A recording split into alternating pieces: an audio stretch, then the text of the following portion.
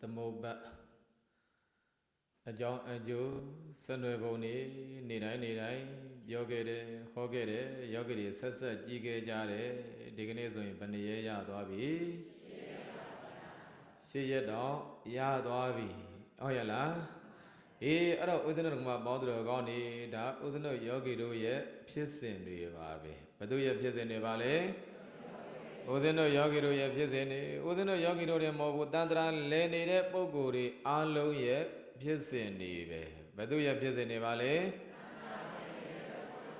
တန်ត្រာလဲနေတဲ့ပုဂ္ဂိုလ်တွေအားလုံးရဲ့ဖြစ်စဉ်တွေဗျအဲ့ဒီဖြစ်စဉ်တွေအဲ့လိုဖြစ်နေတာကိုဘသူမှမသိကြဘူးသိကြရဲ့လားမသိကြပဲနဲ့သတိမထားမိကြပဲနဲ့ဒီတိုင်းမဲ့တလွာပေါ်တလွာထမ်းမိနေကြတာဟုတ်လားဒီတိုင်းမဲ့တလွာပေါ်တလွာထမ်းမိနေကြတာတနည်းအားဖြင့်ပြောရင်လမ်းခွဲတွေရှိသမျှအကုန်လုံးရှောင်လာခဲ့တာဟုတ်လားလမ်းခွဲတွေကြုံခဲ့သမျှဘာဖြစ်လာခဲ့ပါလဲအကုန်လုံးရှောင်လာခဲ့ကြတာမတွေ့ကြလို့ရှောင်တယ်မမြင်ကြလို့ရှောင်တယ်သတိမထားမိလို့ရှောင်တယ်တဲ့ဤမျိုးစုံနဲ့မရှောင်ခဲ့ကြဘူးလားရှောင်ခဲ့ကြတာဘယ်တော့မှစခဲ့မှန်းလည်းပဲမသိဘူးဘယ်တော့မှဒီတိုင်းဆိုရင်တော့ဆုံးရမှာမှန်းလည်းမသိဘူးတဲ့လမ်းခွဲတွေရှောင်တော့ဘာဖြစ်တဲ့အပင်မမြို့မအပင်အမြင့်မပြတ်ဆက်တိဟန်ဒီတိုင်းဖြစ်နေတာပေါ့ဟုတ်လားအပင်ကနေမျိုးစေ့တွေကြမျိုးစေ့တွေကနေအပင်ပြန်ပေါက်တဲ့ဥပမာလိုပါပဲတဲ့ဓမ္မပေါ်တော်ကနေခန္ဓာအပင်ကြီးပေါက်ကြတယ်ပေါက်တဲ့အခါမှာကိလေသာတွေနဲ့ပူပြီးတော့မှဘာတွေပြုတ်ကုန်တာလဲကံတွေပြုတ်တော့ကံမျိုးစေ့တွေကြကုန်တာပေါ့ဘာတွေကြကုန်တာလဲကံမျိုးစေ့တွေကြတော့တခါနောက်ထပ်ဘာပင်တွေပြန်ပေါက်ပြန်လဲခန္ဓာအပင်တွေပြန်ပြီးတော့မှပေါက်ပြန်တယ်ဒါကြောင့်ကံကြောင့်နံရုပ်ကြောင့်ကံအဖန်ဖန်ဖြစ်ပြန်ဤအလျောတဲ့ဗျဟုတ်ရဲ့လားဘာကြောင့်ကံကြောင့်နာနေရုပ်တွေဖြစ်တယ်တဲ့နာနေရုပ်တွေကြောင့်ဘာတွေဖြစ်ပါလဲကံတွေဖြစ်ရပြန်တာလေဟုတ်ရဲ့လားဟိုဒီနေ့ကပြောခဲ့ပြီပဲကံတွေပြုတ်တာလိုပြုတ်တာဟုတ်ရဲ့လားဘသူအတွက်ကြောင့်မြန်ပြုတ်ကြတာပါလေနံတရားရုပ်တရားတွေအတွက်ကြောင့်ပြုတ်ကြတာ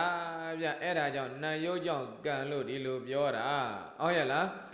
ကဲအဲ့တော့ဦးဇင်းတို့ကမှပေါင်းတော်ကောင်းနေဒီတိုင်းပြုတ်လိုက်ကြရလိုက်ကြပြုတ်လိုက်ကြရလိုက်ကြနဲ့ဆုံးတယ်လို့ရောရှိရသလား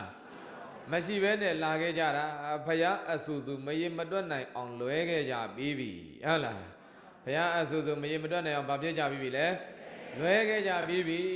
အဲ့ဒါတို့ဓမ္မပေါင်းတော်ကောင်းနေအမှန်အတိုင်းမသိတော့အမားတွေမြင်တယ်အမားတွေမြင်တာကအဝိဇ္ဇာတဲ့အဝိဇ္ဇာဆိုတဲ့အမားကဒုက္ခဆိုတဲ့ခန္ဓာတွေကိုပိုင်းခြားပြီးတော့မှမသိုံနဲ့မဟုတ်ဘူးတဲ့ဒုက္ခဖြစ်စေတတ်တဲ့အကြောင်းကိုလည်းပဲမသိဘူးဘာကိုလည်းပဲမသိဘူးလေဒုက္ခဖြစ်စေတတ်တဲ့အကြောင်းကိုမသိဘူးဆိုတော့အခုဦးဇင်းတို့ယောဂီတွေဒုက္ခဖြစ်တာဘာကြောင့်ဖြစ်တာလဲကံကြောင့်ဖြစ်တာဘာကြောင့်ဖြစ်တာပါလဲကံကြောင့်ဖြစ်တာအဲ့တော့ဓမ္မပေါင်းတော်ကောင်းနေဒုက္ခဖြစ်စေတတ်တဲ့အကြောင်းကံကိုမသိဘူးဆိုတော့ကံမဟုတ်တာတွေကိုမြင်နေကြတယ်ဒုက္ခဖြစ်စေတတ်တဲ့အကြောင်းလို့ဟုတ်လားဘာတွေကိုဒုက္ခဖြစ်စေတတ်တဲ့အကြောင်းလို့မြင်နေပါလေကံမဟုတ်တာတွေကိုမြင်နေကြတာဒုက္ခဆိုတာကဓမ္မပေါင်းတော်ကောင်းနေနာတာကျင်တာကြိုက်တာခဲတာထိတာခိုက်တာမှခေါ်တာမဟုတ်ဘူးနော်ခန္ဓာရရင်ဘာတွေလဲဒုက္ခတွေပဲချမ်းသာတွေပဲရဆင်းရဲတွေပဲရအဲ့ဒါဘာတွေလဲဒုက္ခတွေအဲ့တော့ဒါဆိုဦးဇင်းတို့ကမှပေါင်းတော်ကောင်းနေချမ်းသာတွေရတာလည်းပဲဘာကြောင့်လဲကံကြောင့်ဆင်းရဲတွေရတာလည်းပဲကံကြောင့်အဲ့ဒါကြောင့်ဓမ္မပေါင်းတော်ကောင်းနေကမ္မတကောမိကမ္မတာယာတော်ကမ္မယောနိကမ္မဗန္ဓုကမ္မပရိတရဏောဟုတ်ရဲ့လားဓမ္မပေါင်းတော်ကောင်းနေကံသာလျင်ဥစ္စာရှိတယ်တဲ့ကံသာလျင်ဆွေမျိုးပဲတဲ့ဟုတ်လားကံသာလျင်အမွေခံရကံရဲ့အမွေကိုပဲခံရမယ်တဲ့ဓမ္မပေါင်းတော်ကောင်းနေအဲ့တော့ဦးဇင်းတော်ဓမ္မပေါင်းတော်ကောင်းနေဒီနေရာမှာကံကိုပဲကိုးကွယ်နေရတယ်လို့ဖြစ်နေတာပေါ့ဟုတ်ရဲ့လားအဲ့ဒါကိုဓမ္မပေါင်းတော်ကောင်းနေကကံသာလျင်ဥစ္စာဆိုတာကိုမမြင်ကြဘူးဆိုရင်ကံမဟုတ်တာတွေကိုအကြောင်းလို့မြင်နေကြတာဗျာမမြင်ကြဘူးလားမြင်ကြတယ်ဘယ်လိုမြင်တာတော့မြမတကြစသည်များကတဲ့ဟုတ်ရဲ့လားထင်ရှားပြုပြင်စီရင်ပါစဉ်အကြောင်းရင်းကြောင့်လူနတ်များစွာတတ္တဝါတို့ဖြစ်လာရမှုမဟုတ်ဟုကစာထဲမှာရှိတာယောဂီတွေမြင်တာကဘာလို့မြင်နေတာလဲဟုတ်ဟုလို့မြင်နေတာဘာလို့မြင်နေတာလဲဟုတ်ဟုလို့မြင်နေတာဗျဗြဟ္မာတကြစသည်များကဗြဟ္မာကြီးတွေတရားကြီးတွေလည်းမဟုတ်ဘူး စားသည်ဆိုတော့အကုန်ပါသွားပြီကျန်တာတွေကနေပြီးတော့မှဖန်ဆင်းတယ်လို့ထင်ကြတယ်ပြုပြင်လို့ထင်နေကြတယ်မမယ်ချမယ်လို့ထင်နေကြတယ်မတင်ကြဘူးလားအဲ့ဒါဓမ္မဘောဓတော်ကောင်းနေလွဲနေတာတဲ့ဘာဖြစ်နေတာပါလဲလွဲနေတာတဲ့အဲ့ဒါတွေကြောင့်မဟုတ်ဘူးတဲ့ဟုတ်ရဲ့လားဘာကြောင့်လဲကံကြောင့်ဘာကြောင့်လဲကံကြောင့်စောစောကပြောခဲ့ပြီလေအင်္ဂုတ္တရမှာပါတာလေးဓမ္မဘောဓတော်ကောင်းနေကမ္မတကောကမ္မယောနိကမ္မဗန္ဓုကမ္မပရိတရဏောကမ္မဒါယာတော်တဲ့ဟုတ်ရဲ့လားဓမ္မဘောဓတော်ကောင်းနေကံသားလျင်ဥစ္စာကံသားလျင်ဆွေမျိုးတဲ့ဟုတ်ရဲ့လားအေးဓမ္မဘောဓတော်ကံသားလျင်ကိုးကွယ်ရတဲ့ကံရဲ့အမွေကိုပဲခံရမယ်တဲ့ကောင်းတာပဲပြုမကောင်းတာပဲပြုတဲ့တတဒါယာတော့တဲ့ထိုကောင်းခြင်းမကောင်းခြင်းရဲ့အမွေကိုခံယူကြရတယ်တဲ့ဟုတ်ရဲ့လားဘာကြောင့်လဲကံတတ္တိကြောင့်ပဲအစားထိုးပြီးတော့မှဖြစ်တာတွေကိုဟုတ်ရဲ့လားအဲ့တော့ကံတတ္တိဟိုးတနေ့ကတော့ငါတို့မှနည်းနည်းပြန်ချုပ်နေတာပါဟိုးတနေ့တော့ငါပြောခဲ့တယ်အပင်မမျိုးမှအပင်လို့ဒီလိုမပြောဘူးလားအပင်ကနေပြီးတော့မှဗာလဲမျိုးစေ့တွေကြတာမျိုးစေ့ကနေအပင်ပေါက်လာတာအဲ့ဒါကိုကမှပေါင်းတယ်ကောင်းနေမျိုးစေ့မပါဘဲနဲ့ဒီအပင်ပေါက်အောင်လုပ်လို့ရသလားမျိုးဆိုတာကအစိတယ်မဟုတ်ဘူးဗျာညနေကပြောခဲ့တယ်လို့ပေါ့ဗျာမူလဗီဇအမြစ်ကလည်းပဲဖြစ်ခြင်းဖြစ်မယ်ဟုတ်ပြီနော်ဖလူဗီဇအစစ်ကနေလည်းပဲဖြစ်ခြင်းဖြစ်မယ်ခန္ဓာဗီဇပင်စီကနေလည်းပဲဖြစ်ခြင်းဖြစ်မယ်ပေါ့ဗီဇမျိုးစေ့ကနေလည်းပဲဖြစ်ခြင်းဖြစ်မယ်တကယ်တော့ဗီဇတွေပြန်ရလို့ဘာတွေပြန်ရလို့လဲဗီဇဆိုတဲ့မျိုးတွေပြန်ရလို့ဘာဖြစ်တာလဲအပင်ပြန်ပေါက်တယ်ဟုတ်ရဲ့လားအဲ့ဒီပင်ကနေပြီးတော့မှမျိုးတွေပြန်ပြီးတော့မရပြန်ဘူးလားရပြန်တယ်အဲ့တော့ဒီမှာပေါက်တယ်ကောင်းနေအဲ့ဒီမျိုးမရှိရင်လည်းပဲဒီအပင်ထပ်မရနိုင်တော့ဘူးဟုတ်ပြီနော်အပင်မရှိတော့ဘူးဆိုလည်းမျိုးနောက်ထပ်မရနိုင်တော့ဘူးဒါကြောင့်ဒီမှာပေါက်တယ်ကောင်းနေတချို့အပင်တွေဆိုရင်ဒီမှာမျိုးသုံးတော့မယ်ပျောက်ကွယ်တော့မယ်ဆိုပြီးတော့မှဒီမှာပေါက်တယ်ကောင်းနေဆိုရောအတင်ရောထိမ့်သိမ့်နေကြရတာလေဟုတ်တယ်မဟုတ်လားမျိုးတော်လည်းကောင်းအပင်တော်လည်းကောင်းအဆက်ပြတ်သွားပြီဆိုရင်တော့ဖြင့်ဒီမှာဘောတော်ကနေမရနိုင်တော့ဘူးရနိုင်မှာမလားမရနိုင်ဘူးအဲ့တော့ဂျားတဲ့ကနေဘာပယောကနေဝင်လို့ရတယ်မရဘူးအခုလည်းပဲအဲ့လိုပါပဲတဲ့အပင်မမျိုးမအပင်အမြင့်မပြတ်ဆက်သည့်ဟန်ဆိုရင်ဒီမှာဘောနေအဲ့ဒီဥပမာအတိုင်းပဲတဲ့ကံကြောင့်နံရုပ်ကြောင့်ကံဆိုတော့ဒီကြားတဲ့ဘယ်သူမှလက်ဝင်ရှို့လို့မရဘူးရပါမလားအဲ့ဒါကိုရတယ်ထင်တော့ဓမ္မပေါတော်ကောင်းနေဟိုလက်သွားရွှေချဒီလက်သွားရွှေချဟိုလက်သွားတောင်းမှန်ဒီလက်သွားတောင်းမှန်အဲ့ဒါလိုဖြစ်နေတာအဲ့ဒီလက်တွေကဝန်ရှိုးလို့ရပါမလားမရဘူးဗျာဓမ္မပေါတော်ကောင်းနေဟိုဒီနေ့ကပြောခဲ့တဲ့ကောင်းတဲ့စေရနာကံကကောင်းတဲ့နေရာမှာဖြစ်စေမယ်ကောင်းတဲ့အာယုန်တွေနဲ့တွေ့စေမယ်ကောင်းတာတွေခံစားစေမှာပဲဟုတ်ရဲ့လားမကောင်းရဲ့ကံရဲ့တတ္တိကြောင့်မကောင်းတာတွေဖြစ်စေမယ်မကောင်းတဲ့အာယုန်တွေနဲ့တွေ့စေမယ်မကောင်းတဲ့ခံစားမှုတွေဖြစ်စေတယ်ဗိဓိမာတက်ထားတဲ့ပုံကိုယ်တွေဆိုရင်ဓမ္မပေါတော်ကောင်းနေဒီနေရာမှာဇဂုဝိညာဉ်သောတာဝိညာဉ်ဂါနဝိညာဉ်ဇိဝဝိညာဉ်ကာယဝိညာဉ်စိတ်တွေဘာကြောင့်ဖြစ်တဲ့စိတ်တွေအကြောင်းကြောင့်ဖြစ်တဲ့စိတ်တွေဟုတ်တယ်မဟုတ်လားဘာကြောင့်ဖြစ်တဲ့စိတ်ကံကြောင့်ဖြစ်တဲ့စိတ်တွေလေအေကုသလဝိဘတ်စိတ်တဲ့အာကုသလဝိဘတ်စိတ်တဲ့မရှိဘူးလားအာကုသလဝိဘတ်အာကုသိုလ်ရဲ့အကျိုးကြောင့်တယ်ကုသလဝိဘတ်ကုသိုလ်ရဲ့အကျိုးကြောင့်တယ်မြင်စိတ်တယ်စားစိတ်တယ်နာမ်စိတ်တယ်မြင်စိတ်တယ်ကြားစိတ်တယ်နာမ်စိတ်တယ်စားစိတ်တယ်တွေ့တိတဲ့စိတ်တွေဓမ္မဘောတော်ကောင်းနေဘသူအကျိုးကြောင့်လဲကုသိုလ်ကံအကုသိုလ်ကံတွေရဲ့အကျိုးကြောင့်ဖြစ်တယ်လို့အကုသလဝိဘတ်နဲ့ကုသလဝိဘတ်ဆိုပြီးတော့မှဓမ္မဘောတော်ကောင်းနေအကုသိုလ်ရဲ့အကျိုးကြောင့်ဖြစ်တဲ့စိတ်ကုသိုလ်ရဲ့အကျိုးကြောင့်ဖြစ်တဲ့စိတ်ဟောဒါဆိုရင်ဓမ္မဘောတော်ကောင်းနေမြင်စိတ်ဘယ်လိုပေါ်တယ်အာယတနာနဲ့အာယုန်နဲ့ဒါဆိုဓမ္မဘောတော်ကောင်းနေဒီအာယုံကိုသိတဲ့စိတ်ကဘာဖြစ်လို့ကံကြောင့်ပြောတယ်ဆိုအာယုန်ဒီကံကြောင့်ဆုံရတာအာယတနာတွေကံကြောင့်ဖြစ်ရတာကံကြောင့်ဖြစ်တဲ့တရားတွေဆုံလိုက်လို့ပေါ်လာတာဆိုတော့ကံကောင်းရင်ကောင်းတာတွေနဲ့ဆုံတော့ကောင်းတာခံစားရတယ်ကံမကောင်းရင်မကောင်းတာတွေနဲ့ဆုံတော့မကောင်းတာခံစားရတယ်မကောင်းတာတွေမကောင်းတဲ့အသည့်တွေသိတယ်ပေါ့ဟုတ်ရဲ့လားအဲ့ဒါကြောင့်အစဉ်တို့ကမှာဘောတော်ကောင်းနေပါတယ်လေကုသလဝိဘတ်အကုသလဝိဘတ်တဲ့ကံကြောင့်ဖြစ်ပေါ်လာတဲ့အကျိုးစိတ်တွေဟုတ်ပြီနော်မြင်စိတ်တွေရောကြားစိတ်တွေရောနာမ်စိတ်တွေရောစားစိတ်တွေရောတွေ့တဲ့စိတ်တွေရောဟုတ်ပြီနော်ဓမ္မဘောတော်ကောင်းနေအဲ့တော့ဒါဆိုရင်ဓမ္မဘောတော်ကောင်းနေဘသူတွေနဲ့ပဲတွေ့ရဘသူနေနဲ့ပဲဆုံရဟုတ်တယ်မဟုတ်လား ဘာတွေပဲစားရဘာတွေပဲရှူရအဲ့ဒါတက္ကမပေါင်းတယ်ဘာတတ္တိကြောင့်ဖြစ်တာကံတတ္တိကြောင့်ဖြစ်တာလေဘာတတ္တိကြောင့်ဖြစ်တာလေကံတတ္တိကြောင့်ဖြစ်တာအဘိဓမ္မာမတက်ကြမယ်ဆိုရင်အဲ့တလောက်ထိအောင်တွေးဟုတ်ပြီနော်တက္ကမပေါင်းတယ်ကောင်းနေတက်တဲ့နဲ့မတက်နဲ့လို့မပြောဘူးသို့တော်အမြည်တွေတရုပ်ခွဲတွေနဲ့လမ်းဆုံးမနေနဲ့ဗျဟုတ်လားဘာလို့ရမှာလဲတွေးရမှာအဲ့တလောက်ထိအောင်တွေးရောတွေးပြစ်တယ်မတွေးပြရင်တော့သင်္ကသာဆရာတော်ကြီးမေးတဲ့အတိုင်းမေးဟိုရှိတာကိုပြန်မေး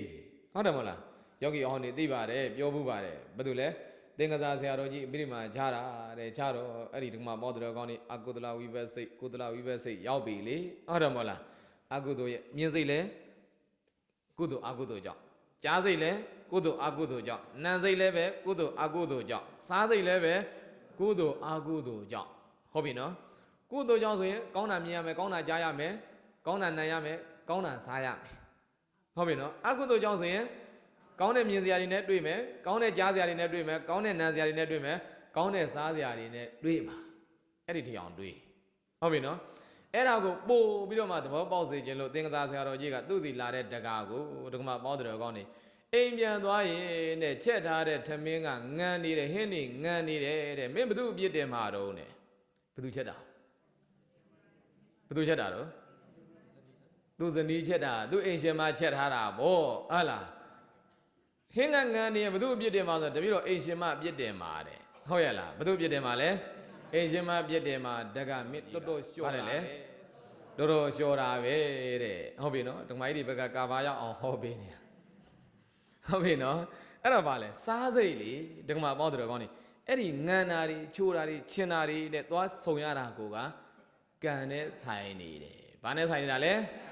အဲ့ဒါကြောင့်ဟိုဒီနေ့ကပြောခဲ့တယ်ကောင်းတာတွေပြည့်စေမယ်ကောင်းတဲ့အာယုန်တွေနဲ့ဆုံးစေတယ်မကောင်းတာတွေဖြစ်စေတယ်မကောင်းတဲ့အာယုန်တွေနဲ့ဆုံးစေတယ်အခုဒီမှာပေါ့ဆိုငန်တယ်ခါတယ်လွန်ကျွံပေါ့ဗျာကိုမကြိုက်တယ်လို့ဆိုရင်ဒါမကောင်းတာနဲ့ကြုံရတဲ့သဘောပေါ့ဟုတ်တယ်မို့လားအဲ့တော့ဘယ်သူမှပြစ်တယ်မနေနဲ့ဟုတ်ပြီနော်အဲ့ဒါတောင်မှအဘိဓမ္မာသဘောနဲ့စဉ်းစားရင်ဒီချက်ပေးလိုက်တဲ့ဒကမာကြီးနဲ့တောင်မဆိုင်ဘူးဆိုလို့ရှိရင်ပြောချင်တာကကိုစဉ်းစားကြည့်လိုက်တော့ဦးစင်းမပြောတော့ဘူးဟုတ်ပြီနော်ဒကမာပေါင်းတော်အကောင်းနေတခြားဟာတွေဘာမှကိုအကြောင်းတွေရှာမနေနဲ့ဟုတ်ပြီနော်ဘာတွေမှပူဇော်မနေနဲ့တော့ပသမနေနဲ့တော့ကြောက်တဲ့စိတ်နဲ့ပြောပါတယ်ဟုတ်ပြီနော်ဘာစိတ်နဲ့လဲကြောက်တဲ့စိတ်နဲ့ဘာစီမှပူဇော်မနေနဲ့ပသမနေနဲ့ကောင်းစေခြင်းနဲ့စေရနာနဲ့တရားတရားနဲ့ကြွေးခြင်းမွေးခြင်းပူဇော်ခြင်းနဲ့စိတ်နဲ့ဆိုရင်တော့ကြွေးပါဗျာမပြောဘူးဟုတ်ပြီနော်ဒါကုသိုလ်စေရနာလေဘာစေရနာလဲကုသိုလ်စေရနာတွေကြောက်တဲ့လန့်တဲ့စိတ်နဲ့ဆိုရင်ဒါကုသိုလ်စေရနာမှမဖြစ်တာပဲအဲ့ဒါတွေမလုံးနဲ့ဟုတ်ပြီနော်ဓမ္မဘာမကြွေးရဘူးလည်းပဲမပြောပါဘူးမပေးရဘူးလည်းပဲမပြောပါဘူးကြွေးပါပေးပါလူချင်းတော်မှမိတ်ဆွေပေးရသေးတာပဲဟုတ်တယ်မလားဒါနစွန့်ကျဲတယ်လေဘသူစွန့်ရမယ်လို့မပြောဘူးကောင်းစေခြင်းနဲ့စေတနာနဲ့စားစေခြင်းနဲ့စေတနာနဲ့ဆိုရင်တော့ကြွေးမွေးဓမ္မပေါင်းတော်ကောင်းနေပူဇော်ဒါကောင်းပါတယ်ဟုတ်ပြီနော်ကြောက်တဲ့စိတ်နဲ့ဆိုရင်တော့ငါကံကိုဒီနေရာမှာသူဖန်တီးနေတယ်ဆိုရင်တော့ဖြင့်မှားပြီဗျအဲ့ဒီစိတ်နဲ့ဆိုရင်ဘာဖြစ်ပြီလဲမားပြီဒီမှာပေါင်းတော်ကောင်းနေငါကံကိုသူဖန်တီးနေတယ်ဆိုရင်တော့ငါကံကိုသူဖန်တီးတာဟုတ်ရဲ့လားမဟုတ်ငါလည်းမပါဘူးသူလည်းမပါဘူးစေရနာတတ္တိကြောင့်ဝိပါကဆိုတဲ့အကျိုးတွေရတာပဲအဲ့ဒါလက်ခံထားဖို့လိုတယ်ဒါပေမဲ့လို့လက်မခံနိုင်ကြပါဘူးအများစုကဟုတ်တယ်မို့လားလက်ခံနိုင်ရဲ့လားပြောတော့လည်းပဲရေစက်ချပြီးဆိုတော့ရေစက်ခွက်ကြီးကန်ပြီးတော့မှအရှင်ဘုရားတပည့်တော်တို့သည်ကံကို၎င်းကံ၏အကျိုးကို၎င်းတဲ့ဟလားယုံကြည်ပါကုန်သည်ဖြစ်၍တဲ့မပြောဘူးလားပြောပြီးရင်တော့ဓမ္မပေါင်းတော်ကောင်းနေပြီးတော့ဓမ္မပေါင်းတော်ကောင်းနေဘာလို့လဲကဲမပြောတော့ပါဘူးကဲဟုတ်ပြီနော်တရားဟောတော့မတရားတွေပြောရအစင်မပြေပါဘူးကဲအဲ့တော့ဦးဇင်းတို့ဓမ္မပေါင်းတော်ကံနဲ့ကံဤအကျိုးပရိစ္ဆေသမုပ္ပါကိုလေးလာပြီးမဖြတ်နိုင်သေးရင်တောင်မှအဲ့ဒီကံနဲ့ကံဤအကျိုးကိုတော့ဖြင့်ရှင်းရှင်းလင်းလင်းပြတ်ပြတ်သားသားဖြစ်ထားဖို့လိုတယ်အကြောင်းနဲ့အကျိုးလေဘာနဲ့ပါလဲအကြောင်းနဲ့အကျိုးဟုတ်တယ်မို့လားတလောက်တော့လက်ခံနိုင်ရမှာယောဂီတွေနားလည်ထားရမှာကအကြောင်းနဲ့အကျိုးတွေမဟုတ်ဘဲနဲ့ဒီအကြောင်းတွေဘာကြောင့်ဖြစ်တယ်လဲဒီအကြောင်းတွေပြတ်ဖို့ဘယ်လိုဖြတ်မလဲဆိုဒီထီအောင်ပရိစ္ဆေသမုပ္ပါကသွားတာအဲ့ဒီဒီမရောက်ရင်တောင်မှ အကြောင်းနဲ့အကျိုးတော့လက်ခံနိုင်စေခြင်းနဲ့ဗျာဘာဖြစ်စေချင်တာလဲလက်ခံနိုင်စေခြင်းနဲ့ဗျာအကြောင်းတရားတွေကြောင့်အကျိုးတရားတွေဖြစ်တာအကြောင်းဓမ္မတွေကြောင့်အကျိုးဓမ္မတွေဖြစ်တာဟုတ်ပြီနော်အဲ့ဒါကြောင့်အလွာ၄ပါးနဲ့ဆိုရင်အတိတ်ကအကြောင်းတရားတွေကြောင့်အခုပြစ္ဆုတ်ပံမှာချမ်းသာခြင်းတွေဆင်းရဲခြင်းတွေဖြစ်ကြရတာမဖြစ်ကြဘူးလားဖြစ်ကြရတာအေးအဲ့တော့ကဆိုရင်မှာပေါ့တဲ့ကောင်းနေပြစ္ဆုတ်ပံမှာလည်းပဲအကြောင်းတွေထပ်ပြီးတော့မှပြုမယ်ဆိုရင်အနာဂတ်မှာဘာတွေရမှာလဲအကျိုးတွေရမှာအကြောင်းကဘာလဲဆိုတော့ဒကမပေါ့တဲ့ကောင်းနေဒါတွေကိုဖြစ်စေတတ်တဲ့တတ္တိကကံစေရနာစေဆောင်မှုလေးတွေဘာလေးတွေလဲကံစေရနာစေဆောင်မှုလေးတွေမနောကံတစ်မျိုးမျိုးကြံဖို့ဟုတ်ပြီနော်ဝစီကံတစ်မျိုးမျိုးပြောဖို့ကာယကံတစ်ခုခုပြုဖို့ဟုတ်တယ်မဟုတ်လားအဲ့ဒါလေးတွေကြံပြစ်ဖို့ပြောပြစ်ဖို့ပြုပြစ်ဖို့ကိုယ်တဏ္ဍာမှာလုံဆောင်မှုလေးဖြစ်လိုက်တိုင်းမှာစက္ကနဲ့ဖြစ်လိုက်တိုင်းစိတ်သက်ခဏလေးတွေနဲ့အတူတွဲဖြစ်တယ်ဒီမှာပဲစေတနာစေဆော်ခြင်းလေးတစ်ချက်ဖြစ်လိုက်တိုင်းအဲ့ဒီစေတနာရဲ့ဥပတ်နဲ့အတူဒီမှာပေါင်းတဲ့ကောင်တွေသူနဲ့ထိုက်တန်တဲ့အကျိုးတွေကိုဖြစ်စေတတ်တဲ့တတ္တိအာနိသင်လေးကရှိသွားတာဟုတ်ပြီနော်ကဲအတိတ်ကဖြစ်ခဲ့တာထားတော့ပြစ္ဆုတ်ပံမှာလည်းပဲဒီမှာပေါင်းတဲ့ကောင်တွေပြောကြတာကဒါတွေသိနေပြီဆိုရင်တဏီကုံသတိထားရမှာဟုတ်ပြီနော်ဘာလို့ရမှာလဲတဏီကုံသတိထားရမှာကံစေတနာတွေစေဆော်လိုက်တိုင်းတစ်ချက်ကလေးတွတ်လိုက်တိုင်းစက္ကနဲ့ဖြစ်တိုင်းသူနဲ့ထိုက်တန်တဲ့အကျိုးတွေရဖို့တတ္တိတွေအာနိသင်တွေရှိသွားပြီဗျဟုတ်ရဲ့လားစရံတွေပေးပြီးသားဖြစ်သွားပြီငွေတွေခြေပြီးသားဖြစ်သွားပြီဗျဒါတွေယူဖို့ရန်အတွက်ဟုတ်ပြီနော်အဲ့တော့ဒါဆိုတော့အဲ့ဒါကိုသိစေခြင်းလို့မှဒီမှာပေါင်းတယ်ကောင်းနေသုံးအကွပစ္စုပန်ကာလမှာဖြစ်တဲ့စေဆော်ခြင်းကိုဘုရားရှင်ကိုရောမြတ်ကဘဝလို့အမည်ပေးဟောတာဘာလို့အမည်ပေးဟောတာလဲဘဝလို့အမည်ပေးတာတကယ်တော့စေတနာဆိုတဲ့စေဆော်ခြင်းကဘဝမှာမဟုတ်တာပဲဟုတ်တယ်မဟုတ်လားဘဝဆိုတာဘာပြောတာလဲလူဘဝတို့နတ်ဘဝတို့ချမ်းသာတဲ့ဘဝတို့ဆင်းရဲတဲ့ဘဝတို့ပြည့်စုံတဲ့ဘဝတို့မပြည့်စုံတဲ့ဘဝတို့ဟုတ်တယ်မဟုတ်လားအဲ့ဒါတွေကိုဘာလို့ပြောတာလဲဘဝလို့ခေါ်တာအခုတော့ဘုရားရှင်ကိုရောမြတ်ကဒီသုံးအကွက်ကပြစ္ဆုတ်ပံမှာယောဂီပြစ္ဆုတ်ပံဘဝမှာပြစ္ဆုတ်ပံမှာဖြစ်တဲ့စေဆော်မှုလေးလှုံ့ဆော်မှုလေးကိုဘာလို့ဟောတယ်ဘဝလို့ဟောတယ်ဟာဘဝမဟုတ်တဲ့စေဆော်မှုကိုဘာဖြစ်လို့ဘဝလို့ဟောတာလဲဒကမပေါတဲ့ကောင်းနေအဲ့ဒါကိုဦးဇင်းတို့ဒကမပေါတဲ့ကောင်းနေဖလူပစာရထနီးတယ်ဘာနီးတယ်လဲဖလူပစာရထနီးနဲ့ဟောတာတဲ့ဘယ်လိုဖလူပစာရထနီးလဲဆိုတော့ဒီအကြောင်းဖြစ်လိုက်တိုင်းမှာဒါကြောင့်ရလာမဲ့အကျိုးကိုမြင်စေခြင်းတာဟုတ်ပြီနော်ဘာဖြစ်စေခြင်းတာလဲဒီအကြောင်းဖြစ်လိုက်တိုင်းမှာဒီအကြောင်းကြောင့်ရလာမဲ့အကျိုးကိုမြင်စေခြင်းတာအဲ့ဒါကြောင့်အကျိုးတရားရဲ့အမည်ကိုအကြောင်းပေါ်မှာတင်စားပြီးတော့မှဟောတာတဲ့ဗျဟုတ်ပြီနော်ဘာလဲအကျိုးတရားရဲ့အမည်ကိုအကြောင်းပေါ်မှာတင်စားပြီးတော့မှဟောတဲ့နီးကိုဖလူပစာရထနီးတယ်ဘာနီးတယ်လဲဖလူပစာရထနီးလောကုတ္တရာစာမဝေလောကမှာအကြည်တမ်းပြီးလို့ဓမ္မစရိယရောက်ရင်အဲ့ဒါတွေသင်ရတယ်ဗျဟုတ်ပြီနော်ဘုရားရှင်ကိုယ်တော်မြတ်ဟောတဲ့ပါဠိတော်တွေဒါကဘာနီးနဲ့ဟောတယ်ဘယ်လိုယူပြီးတော့မှဟောတယ်ဆိုတာတွေယူဖို့ရန်အတွက်နားလည်ဖို့သိဖို့အတွက်အဲ့ဒါတွေသင်ရတယ်ဗျဟုတ်ပြီနော်ဓာတ်ရိုက်ဟောတာဟုတ်သလားမဟုတ်ဘူးစေတနာစေဆော်ခြင်းလေးကိုဘာလို့ဟောလိုက်တာဘဝလို့ဟောတာတကယ်တော့စေတနာရဲ့အမည်ကဘဝဟုတ်ရဲ့လားမဟုတ်ဘူးသို့တော့စေတနာကြောင့်ဘာတွေရမှာလဲဘဝတွေရမယ်တဲ့ဗျဟုတ်ပြီနော်အဲ့တော့ကောင်းတဲ့စေတနာလေးစေဆော်လိုက်ရင်ကောင်းတဲ့ဘဝတွေရနိုင်တဲ့တတ္တိရှိသွားတယ်မကောင်းတဲ့စေတနာလေးစေဆော်လိုက်ရင်မကောင်းတဲ့ဘဝတွေရနိုင်တဲ့တတ္တိရှိသွားတယ်ဟုတ်ပြီနော်အဲ့တော့ဒီမှာပေါင်းတော်ကောင်းနေအဲ့ဒါသိစေချင်တယ်ဆိုတော့တနေ့ကိုဒီမှာပေါင်းတော်ကောင်းတွေကစေဆော်နေကြတာပဲဟုတ်တယ်မဟုတ်လားခေါင်းစဉ်တွေတော့မျိုးစုံတက်ကြတယ်လေဒါကြောင့်သမီးကြောင့်ဒါကိစ္စသမီးကိစ္စဇနီးကိစ္စခင်မွန်ကိစ္စပစ္စည်းဥစ္စာကိစ္စလုပ်ငန်းကိုင်ဆိုင်ကိစ္စအယောင်းအဝယ်ကိစ္စဟုတ်ပြီနော်မြေတွေယာတွေကိစ္စမြို့တွေရွာတွေကိစ္စတောတွေတောင်တွေကိစ္စလူမှုရေးကိစ္စနိုင်ငံရေးကိစ္စစီးပွားရေးကိစ္စဘာသာရေးကိစ္စခေါင်းစဉ်တက်လိုက်တဲ့ကိစ္စတွေမျိုးစုံပဲဟုတ်ပြီနော်တရားကိုနေတော့ဒါတဏှာတွေဥပါဒဏ်တွေပါပဲဟုတ်ပြီနော်ဘာတွေလဲတဏှာတွေဥပါဒဏ်တွေပါပဲကဲအဲ့ဒီခေါင်းစဉ်ကြိုက်တဲ့ခေါင်းစဉ်တက်ဒီခေါင်းစဉ်တွေကိုအခြေခံပြီးတော့မှဒီခေါင်းစဉ်တွေကိုအကြောင်းပြပြီးတော့မှဖြစ်လိုက်တဲ့စေးဆော်ခြင်းလေးတွေတစ်ချက်ဖြစ်လိုက်တိုင်းမှာယောဂီတွေဘဝတစ်ခုရနိုင်တဲ့တတ္တိတွေရှိသွားတယ်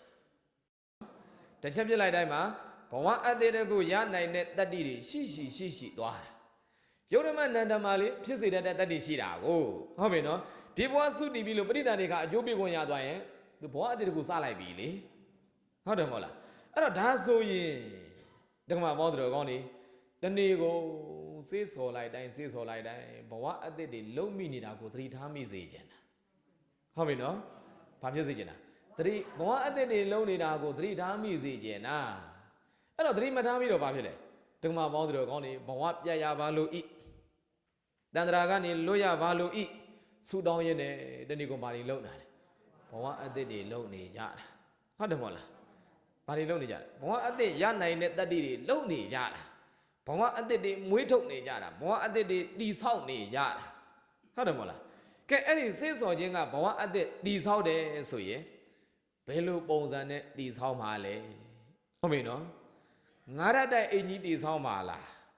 တထတိုက်အိမ်လေးတည်ဆောက်မှာလားဟုတ်တယ်မဟုတ်လားပြင်တော်အိမ်လေးပဲတည်ဆောက်မှာလားထရံကတက်ကယ်မိုးလေးပဲတည်ဆောက်မှာလားအိုးလမ်းဘေးမှာဓမ္မပေါင်းမလုံးမကြုံမိုးကလေးချတဲ့ကျူးကျော်တဲ့လေးပဲတည်ဆောက်မှာလားဟုတ်တယ်မဟုတ်လားဘာတွေနဲ့ဆိုင်သွားအဲ့ဒီစေးစော်မှုတွေနဲ့ဆိုင်နေတာဘာတွေနဲ့ဆိုင်တာလဲစေးစော်မှုတွေနဲ့ဆိုင်နေတာအဲ့ဒါကိုသတိထားမိစေချင်တာကောင်းတဲ့စေးစော်မှုကကောင်းတဲ့ဘဝတွေဖြစ်နိုင်တဲ့တတ္တိမကောင်းတဲ့စေးစော်မှုတွေကမကောင်းတဲ့ဘဝတွေဖြစ်နိုင်တဲ့တတ္တိကဲအဲ့တော့ဥဒ္ဒနဓမ္မပေါင်းတော်ကောင်းတွေကစောစောကပြောတယ်ကောင်းစဉ်တော့မျိုးစုံပဲအကြောင်းတွေတော့ပြကြတာကြိုက်တာပြအဲ့ဒါကယောဂီကိစ္စဟုတ်ပြီနော်ကြိုက်တဲ့အကြောင်းပြအဲ့ဒါကယောဂီတို့ကိစ္စအဲ့ဒီအကြောင်းတွေပြပြီးတော့မှစေးစော်လိုက်တာလေးတွေယောဂီတွေစဉ်းစားကြည့်ပါပါရီမြန်စေးစော်မိတယ်လေစိတ်ထဲမှာဓမ္မပေါင်းတော်ကောင်းတွေလောဘစေတနာတွေဖြစ်သလားဒေါသစေတနာတွေစေးစော်မိသလားဟုတ်ပြီနော်မောဟစေတနာတွေစေးစော်မိသလားသရတတိအစရှိတယ်ဒါတွေဥဆောင်နေတဲ့ကုသိုလ်စေတနာတွေစေးစော်မိသလားဟုတ်ပြီနော်အေးအဲ့ဒီဓမ္မပေါင်းတော်ကောင်းတွေအဲ့ဓာတွေစေးစော်မှုတိုင်းစေးစော်မှုတိုင်းကဘဝအတ္တတွေကိုဖြစ်စေတဲ့တတ္တိတွေရှိပြီဆိုတော့ဘဝအတ္တတွေတည်ဆောက်နေကြတာကိုတနေ့ကုန်ဘာဘဝတွေတည်ဆောက်တယ်ပြန်စဉ်းစားကြည့်ဟုတ်တယ်မဟုတ်လားဘာဘဝတွေတည်ဆောက်တယ်ပြန်စဉ်းစားကြည့်မကောင်းတဲ့စိတ်ဆော်ခြင်းတွေကြိုက်တာအကြောင်းပြနော်အလုသမားပဲအကြောင်းပြမိသားစုပဲအကြောင်းပြဟုတ်ပြီနော်လုပ်ငန်းကိုင်ငန်းကိစ္စတွေပဲအကြောင်းပြအုပ်ချုပ်နေတဲ့အစိုးရကိုပဲအကြောင်းပြပတ်ဝန်းကျင်အနေအထားတွေကိုပဲအကြောင်းပြအဲ့ဒီအကြောင်းပြချက်တွေကြောင့်ဖြစ်ပေါ်တဲ့ဒေါသစေတနာလေးတစ်ချက်ဖြစ်လိုက်ရင်ဒါမကောင်းတဲ့ဘဝတစ်ခုတည်ဆောက်မိတာဟုတ်ပြီနော်ကုသိုလ်စေတနာလေးတစ်ချက်ဖြစ်လိုက်ရင်ကောင်းတဲ့ဘဝတစ်ခုတည်ဆောက်မိတာသိအားကောင်းတဲ့ကုသိုလ်စေတနာကြီးတစ်ချက်စေဆောင်မိရင်ပြည့်စုံတဲ့ကောင်းတဲ့ဘဝကြီးတစ်ခုတည်ဆောက်မိတာနည်းနည်းလေးညံ့တဲ့စေတနာစေဆောင်မိရင်နည်းနည်းညံ့တဲ့ဘဝတည်ဆောက်မိနေတာပဲအဲ့ဒါကိုသတိထားမိစေချင်တာဗျဟုတ်ရလားဘာဖြစ်စေချင်တာလဲသတိထားမိမှဓမ္မပေါင်းတော်ကောင်းတွေဘာလုံးမှာလဲလျှော့မှာဟုတ်တယ်မဟုတ်လားမကောင်းတာတွေအဲ့ဒီကြောင့်ကောင်းတွေကငါငါးပါးသီလလုံနေတာပဲဟုတ်တယ်မဟုတ်လားဘသူပစ္စည်းမှငါမခိုးဘူးမလူဘူးမတိုက်ဘူးဘသူအိမ်တော်ကြီးမှသွားပြီးတော့မှမပြစ်မှားဘူးသို့တော့ကိုရီလက်ရောက်တော့မတတ်ကြပါဘူးမဖြတ်ကြပါဘူးမခိုးကြပါဘူးမလူကြပါဘူးမလိန်ကြပါဘူးဟုတ်ပြီနော်သို့တော့ကံမြောက်တာကအခုကြည့်လေဘယ်ချိန်မြောက်လဲစေတနာလေးစေးဆော်လိုက်တိုင်းမြောက်နေတယ်ဟုတ်တယ်မဟုတ်လားဘာဖြစ်လိုက်တိုင်းမြောက်လဲစေတနာလေးစေးဆော်လိုက်တိုင်းမြောက်နေတယ်ဗျာအဲ့ဓာတွေကိုကောင်းကောင်းသတိထားမိဖို့လိုတယ်ဟုတ်ပြီနော်အေးအဲ့တော့ဒါဆိုဒီမှာပေါင်းတော်ကောင်းနေတနေ့ကိုအမြဲတမ်းသုံးသပ်စေခြင်းတာဘာလို့စေခြင်းတာလဲသုံးသပ်စေခြင်းတာဒီပရိစ္ဆသမုပ္ပါဒ်တွေနဲ့သုံးသပ်စေခြင်းတာမြင်လိုက်တာအကြောင်းပြုပြီးတော့မှဒေါသတွေဖြစ်လိုက်မယ်ကြားလိုက်တာအကြောင်းပြုပြီးတော့မှဒေါသတွေဖြစ်လိုက်မယ်ဟုတ်တယ်မဟုတ်လားစားလိုက်တာအကြောင်းပြုပြီးတော့မှဒေါသတွေဖြစ်လိုက်မယ်အဲ့ဒါဆိုရင်ဒီမှာပေါင်းတော်ကောင်းနေမကောင်းတဲ့ဘဝတွေရစေနိုင်တဲ့တတ္တိရှိတော့တိဆောက်တဲ့သဘောမျိုးဖြစ်နေတယ်။ဘာသဘောမျိုးဖြစ်နေတာလဲ။တိဆောက်တဲ့သဘောမျိုးဖြစ်နေတယ်ဗျာ။ဟုတ်ရဲ့လား။ကောင်းတဲ့ခန္ဓာအပင်တွေပေါက်ဖို့မျိုးချလိုက်တယ်။မကောင်းတဲ့ခန္ဓာအပင်တွေပေါက်ဖို့မျိုးချလိုက်တယ်။မျိုးတွေချနေတာနေတိုင်းပဲ။ဟုတ်ပြီနော်။အဲ့ဒါဆိုရင်ဒီမှာပေါင်းတော်ကောင်းနေ အဲ့ဒါကိုသတိမထားပြီးနေအဲ့ဒါဒီနစ်နဲလုံနေတဲ့၍ဘယ်လိုလုပ်ဘဝပြတ်နိုင်ပါလဲပြတ်နိုင်မှာမလားမပြတ်နိုင်ဘူးဘဝမပြတ်ရုံမဟုတ်ဘူးအဲ့ဒီစိတ်ဆော်ခြင်းတွေကတဏှေကုန်စိစစ်ပြီးတော့မှရေတွက်အခုတို့စိတ်ဆော်ခြင်းတွေကိုကဘယ်လောက်ပဲမှန်နော်ဟုတ်တယ်မလားပြောတာပဲငါမှန်လို့ငါလှုပ်တာငါမှန်လို့ငေါ့တော့ဘာဖြစ်လဲကွာဆဲတော့ဘာဖြစ်လဲကွာထိုးတော့ကြိတ်တော့ဘာဖြစ်လဲကွာငါမှန်တာပဲဟုတ်တယ်မဟုတ်လားသို့တော့ဒေါသစေတနာတွေနဲ့ဆိုရင်အကုသိုလ်တွေပဲဟုတ်ပြီနော်ဒေါသစေတနာနဲ့ဆိုဘာလဲအကုသိုလ်တွေပဲဗျအဲ့ဓာတွေကလည်းဟုတ်ပြီနော်မှန်တိုင်းမကောင်းဘူးဆိုတာအဲ့ဒါပြောတာမှန်တော့မှန်တယ်အကုသိုလ်စိတ်ဆော်ခြင်းတွေဆိုတော့ကောင်းသလားမကောင်းဘူးဗျမှန်တိုင်းလည်းမကောင်းဘူးကိုယ့်အတွက်မကောင်းတာသူများအတွက်မကောင်းတာမဟုတ်ဘူးဟုတ်တယ်မဟုတ်လားဘယ်သူအတွက်မကောင်းတာလဲကိုယ့်အတွက်မကောင်းတာအဲ့တော့တနေ့ကိုဒီမှာပေါင်းတဲ့ကောင်းနေအဲ့ဒီအကုသိုလ်စေတနာတွေစိတ်ဆော်တာကများပြီးတော့မှယောဂီကုသိုလ်စေတနာလေးလှုပ်လိုက်တာကတခါတရံနည်းနည်းဟုတ်တယ်မဟုတ်လားကဲအဲ့တော့ဒီမှာပေါင်းတဲ့ကောင်းနေဘာတွေကများနာလဲကမ္မသမင်ကြီးအနေနဲ့စုထားတဲ့ကံတတ္တိတွေကဘာကံတွေကများနေအကုသိုလ်ကံတွေကများနေတယ်ဆိုရင်ဟုတ်ပြီနော်အဲ့ဒီမှာသုတိနောင်မှာပဋိသန္ဓေဒီဘဝသိပြီးတော့မှနောက်တဲ့ဘဝခန္ဓာရုပ်အသစ်နာမ်အသစ်စဖို့အစားထိုးဖို့အကျိုးပေးလိုက်တာတွေကဒီစုဆောင်းထားတဲ့ကမ္မသမင်ကြီးနဲ့စုဆောင်းထားတဲ့ကံတွေကဒကမပေါင်းတော်ကောင်းနေအခွင့်အသင့်တဲ့ကံကဝင်ပြီးတော့အကျိုးပေးမှာအခွင့်အသင့်တဲ့ကံကညနေကပြောခဲ့သလိုနမိတ်လာထင်မှာဟုတ်ပြီနော်ကဲအဲ့ဒါဆိုဒကမပေါင်းတော်ကောင်းနေအများကြီးပဲကံတွေကကဲသဘောအဖြစ်များပုံကြီးတွေမှာကံတွေထည့်ထားတာဟုတ်တယ်မို့လားအဲ့ဒီထဲမှာအဖြူကံလေးတွေကောင်းကံလေးတွေကနည်းနည်းပဲပါတာအမဲကံတွေကအများကြီးပဲစောင်းလိုက်ဘယ်ကံကအရင်ကြဖို့များအမဲကံကအရင်ကြဖို့များတယ်ဗျာဟုတ်တယ်မို့လားဒကမပေါင်းတယ်ကြကြလာတော့ကြကျင်ရာကကြမယ်ထားတော့ဒါပေမဲ့လို့အမဲရောင်တွေကများနေရင်စောင်းလိုက်ရင်ဘသူကအရင်ထွက်လာဖို့များမလဲအမဲကအရင်ထွက်လာဖို့ပဲများမှာဗျာဟုတ်ပြီနော်ကဲအဲ့ဒါလိုပေါ့ဒကမပေါင်းတယ်ကောင်းနေကောင်းတဲ့ကုသိုလ်မဲလေးတွေမကောင်းတဲ့အကုသိုလ်မဲလေးတွေပုံထဲမှာထည့်ထားတယ်နိုင်မျက်စိမိတ်ပြီးတော့မှဒကမပေါင်းတယ်ကောင်းနေဖွင့်ကြည့်လိုက်ဘာတွေ့ဦးဇင်းတို့ဗလာပါဘုရားကြီးတွေပဲညဟိုကိုရင်ဘောကတော့ငါဘုရားဝဲသွားမင်းနိုင်ဟုတ်ပြီနော်ဖွင့်လိုက်တာနဲ့ဗလာပါဘုရားကြည်တာကတော့ဘာကြည့်ပြီးဖြီးတာနှိုက်တာယောဂီတွေခုနေ့ကတောင်းတနေတဲ့ရေစဲချောင်းရင်တောင်းတတဲ့ဗရေတပင်ကြီးကြည့်ပြီးတော့မှနှိုက်တာပဲဟုတ်ပြီနော်ဘာရလဲဗလာပါဘုရားဗလာပါဗျဗရေတပင်ကအပတရားမှတပားပါမယ်လေဟုတ်တယ်မို့လားအပ150မှာတပားပဲပါတယ်အဲ့တော့ဗာလဲနှိုက်လိုက်တော့ဗလာပါဘုရားတွေကများနေတာအဲ့ဒါကဦးဇင်းတို့ဘုရားပွဲမဲနိုင်တာ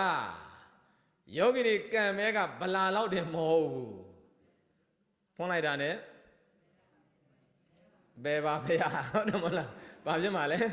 အဘယ်ပါဘုရားတွေကများနေမဲ့အလိတ်တွေကဘာလိတ်တွေကများနေအဘယ်ပါဘုရားအလိတ်တွေကများနေမှာဘုံဘိမှန်ကြီးဟိပရိသပင်ကြီးဟိဟုတ်ရလားဟာနတ်သမီးတစ်ဖက်900ဟိဟုတ်တယ်မလားဒကမပေါင်းတို့ကောင်းနေအဲ့ဓာတွေကတက်တက်လုံးစဉ်းစားကြည့်ဘယ်နဲ့လိတ်ခဲ့တာအော်မစိုးပါဘူးဒါမဲ့ကဲဟုတ်ပြီအဲ့ဒါမရည်တွက်နိုင်တာဟုတ်ပါပြီဟိုဒကမပေါင်းတို့ကောင်းနေရိတ်တာလေးဆိုပြီးရေးပြီးတော့မှလိမ့်လိုက်တာလေးတွေတိရစ္ဆာန်ဆိုပြီးရေးလိမ့်လိုက်တာလေးတွေကရောဘယ်သူကပုံများကဲအဲ့ဒါနိုင်တာကြီးတော့ဗောကိုကကိုအစမ်းအနေနဲ့လှုပ်ကြည့်လိုက်ဗောဗျာဟုတ်ပြီနော်ဒကမပေါင်းတဲ့ကောင်းနေဘာပဲနိုင်မိမလဲဆိုတော့အဲ့တော့ဒကမပေါင်းတဲ့ကောင်းနေပြောချင်တာကဒီကံတတ္တိတွေစေတနာစေဆိုခြင်းတွေအများကြီးဖြစ်နေတာတစ်သက်လုံးပဲဟုတ်ပြီနော်ကမ္မသမင်ကြီးတဲ့စကားလုံးလေးရှိတယ်ကံတွေကိုစုဆောင်းခဲ့တာတဲ့ဘာဖြစ်ခဲ့တာလဲကံတွေကိုစုဆောင်းခဲ့တာအကျိုးပေးနိုင်တဲ့တတ္တိတွေဘာတွေလဲရုပ်ပေးနိုင်တဲ့တတ္တိတွေဟောဝတ်3ပါးနဲ့ဆိုရင်ကိလေသာဝကမ္မဝဝိပါကဝဘာဝတ်တယ်လဲကိလေသာဝကမ္မဝဝိပါကဝဟုတ်ပြီအဲ့ဒီကမ္မဝဆိုတာကပြုတ်လိုက်တဲ့အချိန်မှာဝိပါကဆိုတဲ့အကျိုးတွေရစေတတ်တဲ့တတ္တိပဲရှိတာရပြီလားဆိုတော့ မရသေးဘူးရစေတတ်တဲ့တတိတော့ရှိပြီသို့တော့မရသေးဘူးဟုတ်ပြီနော်ဘာဖြစ်ပြီလဲမရသေးဘူးအဲ့တော့ဥစဉ်တော်ကမှာပါရင်သို့တော့ရလိမ့်မယ်ဘာဖြစ်လိမ့်မယ်လဲ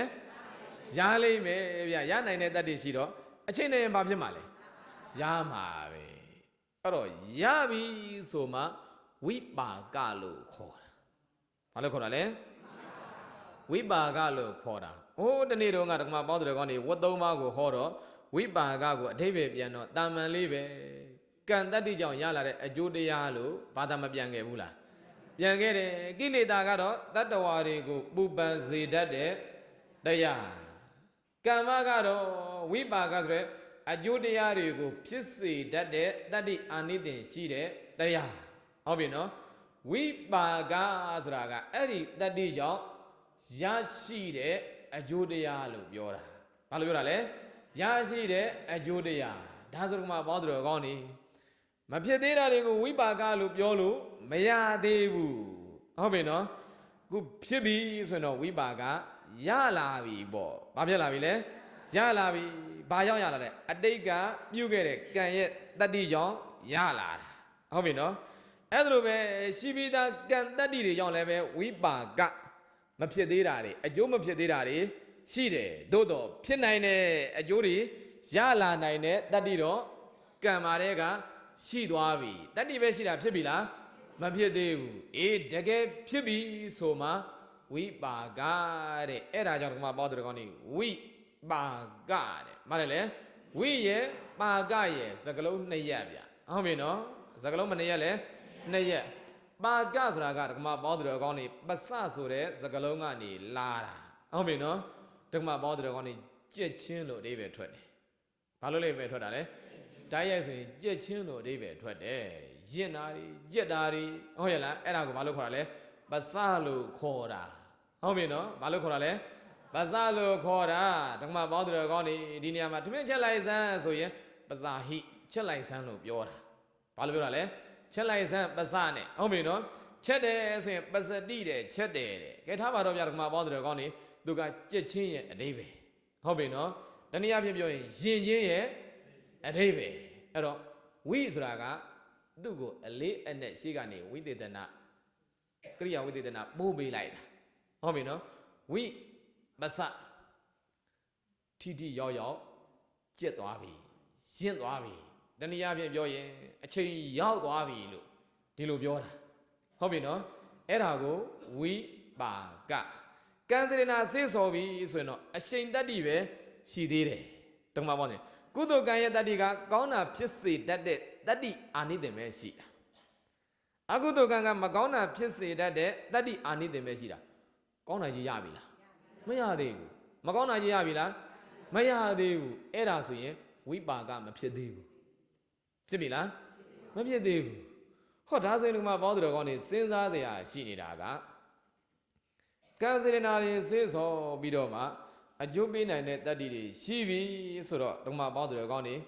ဖြစ်လိမ့်မယ်ဟုတ်တယ်မဟုတ်လားရလိမ့်မယ်သို့တော့ရပြီလားဖြစ်ပြီလားတချို့ကလည်းပဲဖြစ်သွားပြီပေါ့ဗျာမဖြစ်သေးတာတွေလည်းပဲရှိနေတယ်ဒါဆိုရင်ဖြစ်မှမဖြစ်သေးတာအဲ့ဒါမဖြစ်အောင်လုပ်လို့မရဘူးလားဟုတ်တယ်မဟုတ်လားစဉ်းစားစရာရနိုင်တယ်ဟုတ်ပြီနော်ကံတတ္တိတော့ဖြစ်သွားပြီဝိပါကမဖြစ်သေးဘူးဆိုရင်မဖြစ်လာအောင်တားနိုင်တဲ့စီးနိုင်တဲ့နိလန်းတွေတော့ရှိတာပေါ့ဗျာမရှိဘူးလားရှိတယ်ဘာလို့သူကရောက်မှမရောက်သေးတာတိုင်မှမတိုင်သေးတာဟုတ်တယ်မဟုတ်လားဓမ္မပေါင်းတော်ကောင်းနေကဲငပြောပြင်ကအသီးကင်းလေးဝင်လာပြီအချိန်တိုင်းငပြောသီးမဲ့ကြီးဖြစ်မှာအခုမဲ့ပြီလားရင့်ပြီလားမရင်ကျက်သေးဘူးမမဲ့သေးဘူးဒါဆိုရင်ရင့်မလာအောင်မဲ့မလာအောင်တားလို့စီးလို့မရနိုင်ဘူးလားရနိုင်တာပေါ့အနုတွေကပိန်ချောက်သွားအောင်လုပ်ပြလိုက်လို့ရတယ်ဟုတ်တယ်မဟုတ်လားတရားပြင်ကနေတရားသီးကင်းလေးဝင်လာပြီတရားသီးမဲ့ဖြစ်ပြီလားမဖြစ်သေးဘူးသို့တော်ပါလဲဖြစ်မှာဓမ္မပေါင်းတော်ကောင်းနေဘာဖြစ်မှာလဲဖြစ်မှာဒီတရားသီးကင်းလေးကြည့်ပြီးတော့ငါစားရမယ်တရားသီးဖြစ်မှာသို့တော်အဲ့ဒီအကင်းလေးစားလို့ကောင်းပြီလားမကောင်းသေးဘူးဒါဆိုရင်စားလို့ကောင်းတဲ့အသီးမဲ့ဖြစ်မလာသေးဘူးဆိုရင်ကြားထဲမှာဖြစ်မလာစေခြင်းတားလို့ စီးလို့ရတယ်ဒီအသေးကင်းလေးကိုပိန်သွားအောင်ခြောက်သွားအောင်လို့ရတယ်ဗျမရနိုင်ဘူးလားအခုလည်းပဲအဲ့လိုပဲကံတတ္တိရှိပြီဝိပါကမရင်သေးဘူးဆိုရင်ဟုတ်တယ်မဟုတ်လားထိတိယောဖြစ်မလာသေးဘူးဆိုရင်တားလို့စီးလို့ရနိုင်တယ်ဖြစ်မလာအောင်ရှိတယ်ဗောဟုတ်ပြီနော်ကဲအဲ့ဒါကဓမ္မပေါင်းသူတော်ကောင်းနေပြောကျင်တာကအခုဦးစင်းကဟောလိုက်တယ်စေရနာစေစောခြင်းတွေတတိထားကြကံစေရနာတွေစေစောခြင်းတွေတစ်ချက်ပြစ်လိုက်တိုင်းဘဝအတ္တတွေဖြစ်စေတတ်တဲ့တတ္တိတွေရှိတယ်မပြောဘူးလားပြောတာကဒီလိုလည်းပဲတကယ်မဟုတ်ဘူးလားဟုတ်တယ်အဲ့တော့ဘာဖြစ်လို့ပြောတယ်လဲဒီလိုလည်းပဲပြောမှကိုရမှာဗျတရားတွေကအစွန်းလွတ်အောင်ကိုမနေ့ကိုရှောင်ရတယ်ဆိုတာတဲ့ဓမ္မပေါင်းသူတော်ကောင်းတွေတရားစိတ်ပြန်သင့်သွားမှာဆိုလို့ပြန်ဖြေနေရတာဘာစိတ်သင့်သွားမှာဆိုလို့တရားစိတ်သင့်သွားမှာဆိုလို့ဒီကံကအကျိုးပေးမယ်ဆိုတာတွေမသိဘူးဆိုရင်လည်းပဲကံတွေကျူးလွန်ခြင်းတိုင်းကျူးလွန်နေကြမှာလေဟုတ်တယ်မဟုတ်လားတက်ကကောင်းကျိုးမကောင်းကျိုးပေးမယ်ဆိုတာကိုလက်ခံမှတ်ထားတော့လှုပ်ချင်တာတွေလှုပ်နေကြမှာပဲဖြစ်ချင်တာတွေဖြစ်နေကြမှာပဲဓမ္မပေါင်းသူတော်ကောင်းတွေအဲ့လိုမဖြစ်စေဘူးဟာဒီကံတွေကြဒီအကျိုးတွေပေးတယ်ဆိုလို့ရှိရင်တော့ဓမ္မပေါင်းသူတော်ကောင်းတွေမကောင်းတာမလို့ခြင်းမှုဆိုမကောင်းတဲ့ကံကိုတတ်နိုင်သမျှရှောင်မယ်ပေါ့မရှောင်ဘူးလားရှောင်တယ်ဘာဖြစ်လို့လဲမသိရင်လုံးနေမှာသိလို့ရှိရင်တတ်နိုင်သမျှရှောင်မယ်ဆိုတော့သိအောင်လည်းပဲဟောရတယ်မဟုတ်ရဘူးလားဟောရင်းနဲ့တရားစိတ်သိသွားမှလည်းပဲကြောက်ရသေးတယ်ဘာဖြစ်လို့လဲဆိုတော့ကဲဦးစင်းကအဲ့လိုစဉ်းစားတော့တလုံးငါတို့စိတ်ဆော်ခဲ့တာတွေအများကြီးပဲဟုတ်တယ်မဟုတ်လားငယ်တည်းကလေငါဘသူတွေကိုတတ်ခဲ့တာဖြတ်ခဲ့တာဘာတွေလုပ်ခဲ့တာမကောင်းတာတွေလည်းပဲပြုခဲ့မိတယ်ဟုတ်တယ်မဟုတ်လားအေးအဲ့လိုပဲစောစောကပြောခဲ့သလိုဆိုရင်တနေ့ကုန်ငါအိမ်မှာဖြစ်နေတဲ့ဒေါသတွေကမနှဲဘူးတနေ့ကုန်အိမ်မှာဖြစ်နေတဲ့လောဘစိတ်ဆော်ခြင်းတွေကလည်းပဲအများကြီးအဲ့ဒါဆိုရင်အဲ့ဒီစိတ်ဆော်မှုတွေစိတ်ဆော်တိုင်းကဘဝအတ္တတွေတည်ဆောက်နေတယ်ဟုတ်ပြီနော်ဒါဆိုရင်တော့ဖြင့်ငါဒီဘဝတွေရတော့မှအခုအားထုတ်နေတော့လည်းပဲငါဘာမှအကျိုးထူးမှမဟုတ်ဘူးလို့ဒီလိုတွေးသွားမှစိုးရသေးတယ်ဟုတ်တယ်မဟုတ်လားမတွေးနိုင်ဘူးလားတွေးနိုင်တယ်အဲ့ဒီတယောက်လိမ့်ပတ်လျောက်မသွားရင်တရားစိတ်သိတယ်ပြောရတော့မှာဗျဟုတ်တယ်မဟုတ်လားကဲအဲ့တော့ငါတို့လှုပ်ခဲ့ပြီးဘာထူးမှတော့အကုသိုလ်တွေလောက်လှုပ်ထားမှတော့ငါဒီအကုသိုလ်ကံတွေခံရတော့မယ်ဟုတ်တယ်မဟုတ်လားကောင်းတာလုပ်နေတော့လည်းပဲငါပင်မအချိန်ကုန်တာရှိမှာပဲဘယ်ချိန်မျက်နှာကြီးကလာတော့မလဲမသိဘူးဟုတ်တယ်မဟုတ်လားမကောင်းတဲ့စိတ်ဆော်ခြင်းတွေကခုမှခေါ်လိုက်ပြီးမကောင်းတဲ့အကျိုးတွေဖြစ်စေတဲ့တတ္တိရှိတယ်ဆိုတော့ဒီအကျိုးတွေငါရအောင်မှာဟုတ်တယ်မဟုတ်လားဓမ္မပေါင်းသူတော်ကောင်းနေကဲအခုပြောလိုက်ပြီအခုရပြီလားမရသေးဘူးရပြီလားမရသေးဘူးအတိကမဲ့လာပြီလားမမဲ့သေးဘူးမမဲ့သေးခြင်းရင်အနုနဲ့6သွားအောင်လုပ်ပြလို့ရတယ်မိဘမတဲထားတဲ့ထမင်းကိုဆန်တဲ့ရေထည့်ပြီးတော့မှဓမ္မပေါင်းသူတော်ကောင်းနေအောက်ကမိကမွေးမလို့ရှိသေးတယ်ထမင်းဖြစ်ပြီလားမဖြစ်သေးဘူးဒါဆိုရင်ဓမ္မပေါင်းထမင်းဖြစ်မလာအောင်လုပ်လို့ရတယ်မရနိုင်ဘူးလားရနိုင်တယ်ဖြစ်မှမဖြစ်သေးတာထမင်းမဖြစ်စေခြင်းတားလို့စီးလို့ရမယ်ပေါ့ဟုတ်ပြီနော်အဲ့ဒါကြောင့်လို့ဓမ္မပေါင်းဝိပါကရဲ့အဓိပ္ပာယ်ကိုအဲ့ဒါကြောင့်ရှင်းပြနေတာဟုတ်ပြီနော်ကိလေသာတိခဲ့ပြီကမ္မတိခဲ့ပြီဝိပါကကိုဘာနဲ့ရှင်းပြနေလဲအဓိပ္ပာယ်နဲ့ရှင်းပြနေတာအခုမဖြစ်လာသေးဘူးဆိုတာကိုသိစေခြင်းလို့မဖြစ်သေးတဲ့ကံတွေပြောပါတယ်မဖြစ်သေးတဲ့အကျိုးတွေပြောပါတယ်ဟုတ်ပြီနော်ကဲအဲ့ဒီမှာဓမ္မပေါင်းတော်ကောင်းနေကံတွေကဓမ္မပေါင်းတော်ကောင်းနေဒီနေရာမှာဇနကကံနဲ့ဥပထံပကကံနဲ့ဥပပိလကကံနဲ့ဟုတ်ပြီနော်ဓမ္မပေါင်းဇနကကံဥပထံပကကံဥပပိလကကံဥပဂါတကကံနဲ့ဗျအမျိုးမျိုးရှိတယ်ဟုတ်ပြီနော်စေရနာစေးစော်တဲ့အခါမှာဇနကကံဖြစ်စေတတ်တဲ့ကံသဘောမျိုးပဲဟုတ်ပြီနော်ဖြစ်စေတတ်တဲ့တတ္တိနောက်တစ်ခုကဘာလဲဆိုတော့သူကိုယ်တိုင်ဖြစ်စေတတ်တဲ့တတ္တိပေါ့ဇနကကသူ့မှာလဲကောင်းတဲ့စေးစော်ခြင်းလေးကကောင်းတဲ့အာနိသင်ရှိတော့ကောင်းတာဖြစ်နိုင်တယ်မကောင်းတဲ့စေးစော်ခြင်းလေးကမကောင်းတာဖြစ်နိုင်တယ်ဟုတ်ပြီနော်နောက်ရှိတဲ့ဓမ္မပေါင်းတော်ကောင်းနေဥပထံပကကံနဲ့ဘာကံနဲ့လဲဥပထံပကကံဆိုတာကသူကနေပြီးတော့မှကောင်းတာဖြစ်ဖို့မဖြစ်ဖို့အာနိသင်မဟုတ်ဘဲနဲ့သူများကိုသွားပြီးတော့မှအထောက်အပံ့ပေးတဲ့တတ္တိမျိုးဖြစ်သွားတာဘာတတ္တိမျိုးဖြစ်သွားလဲသူများကိုအထောက်အပံ့ပေးတဲ့တတ္တိမျိုးဖြစ်သွားတာဥပထံပကတဲ့အဓိပ္ပာယ်ကမြန်မာလိုထောက်ပံ့တာကိုပြောတာဟုတ်ပြီနော်ဘာဖြစ်တာလဲထောက်ပံ့တာဆိုတော့ကောင်းတဲ့စိတ်ဆော်ခြင်းကအဲ့ တော့ဦးဇင်းတို့ကပေါင်းတော်ကောင်းတွေကကမ္မတမင်ကြီးပုဂ္ဂိုလ်တွေကံဒီအာနိသင်တွေအများကြီးပဲရှိခဲ့ပြီစေဆော်ခဲ့တာတွေဝိပါကအစစ်မရောက်သေးတာတွေအများကြီးပဲဟုတ်ပြီနော်အဲ့ဒီမှာကောင်းတာတွေလည်းပဲရှိခဲ့တယ်မကောင်းတာတွေလည်းပဲရှိခဲ့တယ်အဲ့တော့ဦးဇင်းတို့ကပေါင်းတော်ကောင်းတွေကမကောင်းတဲ့စေတနာစေဆော်ခြင်းက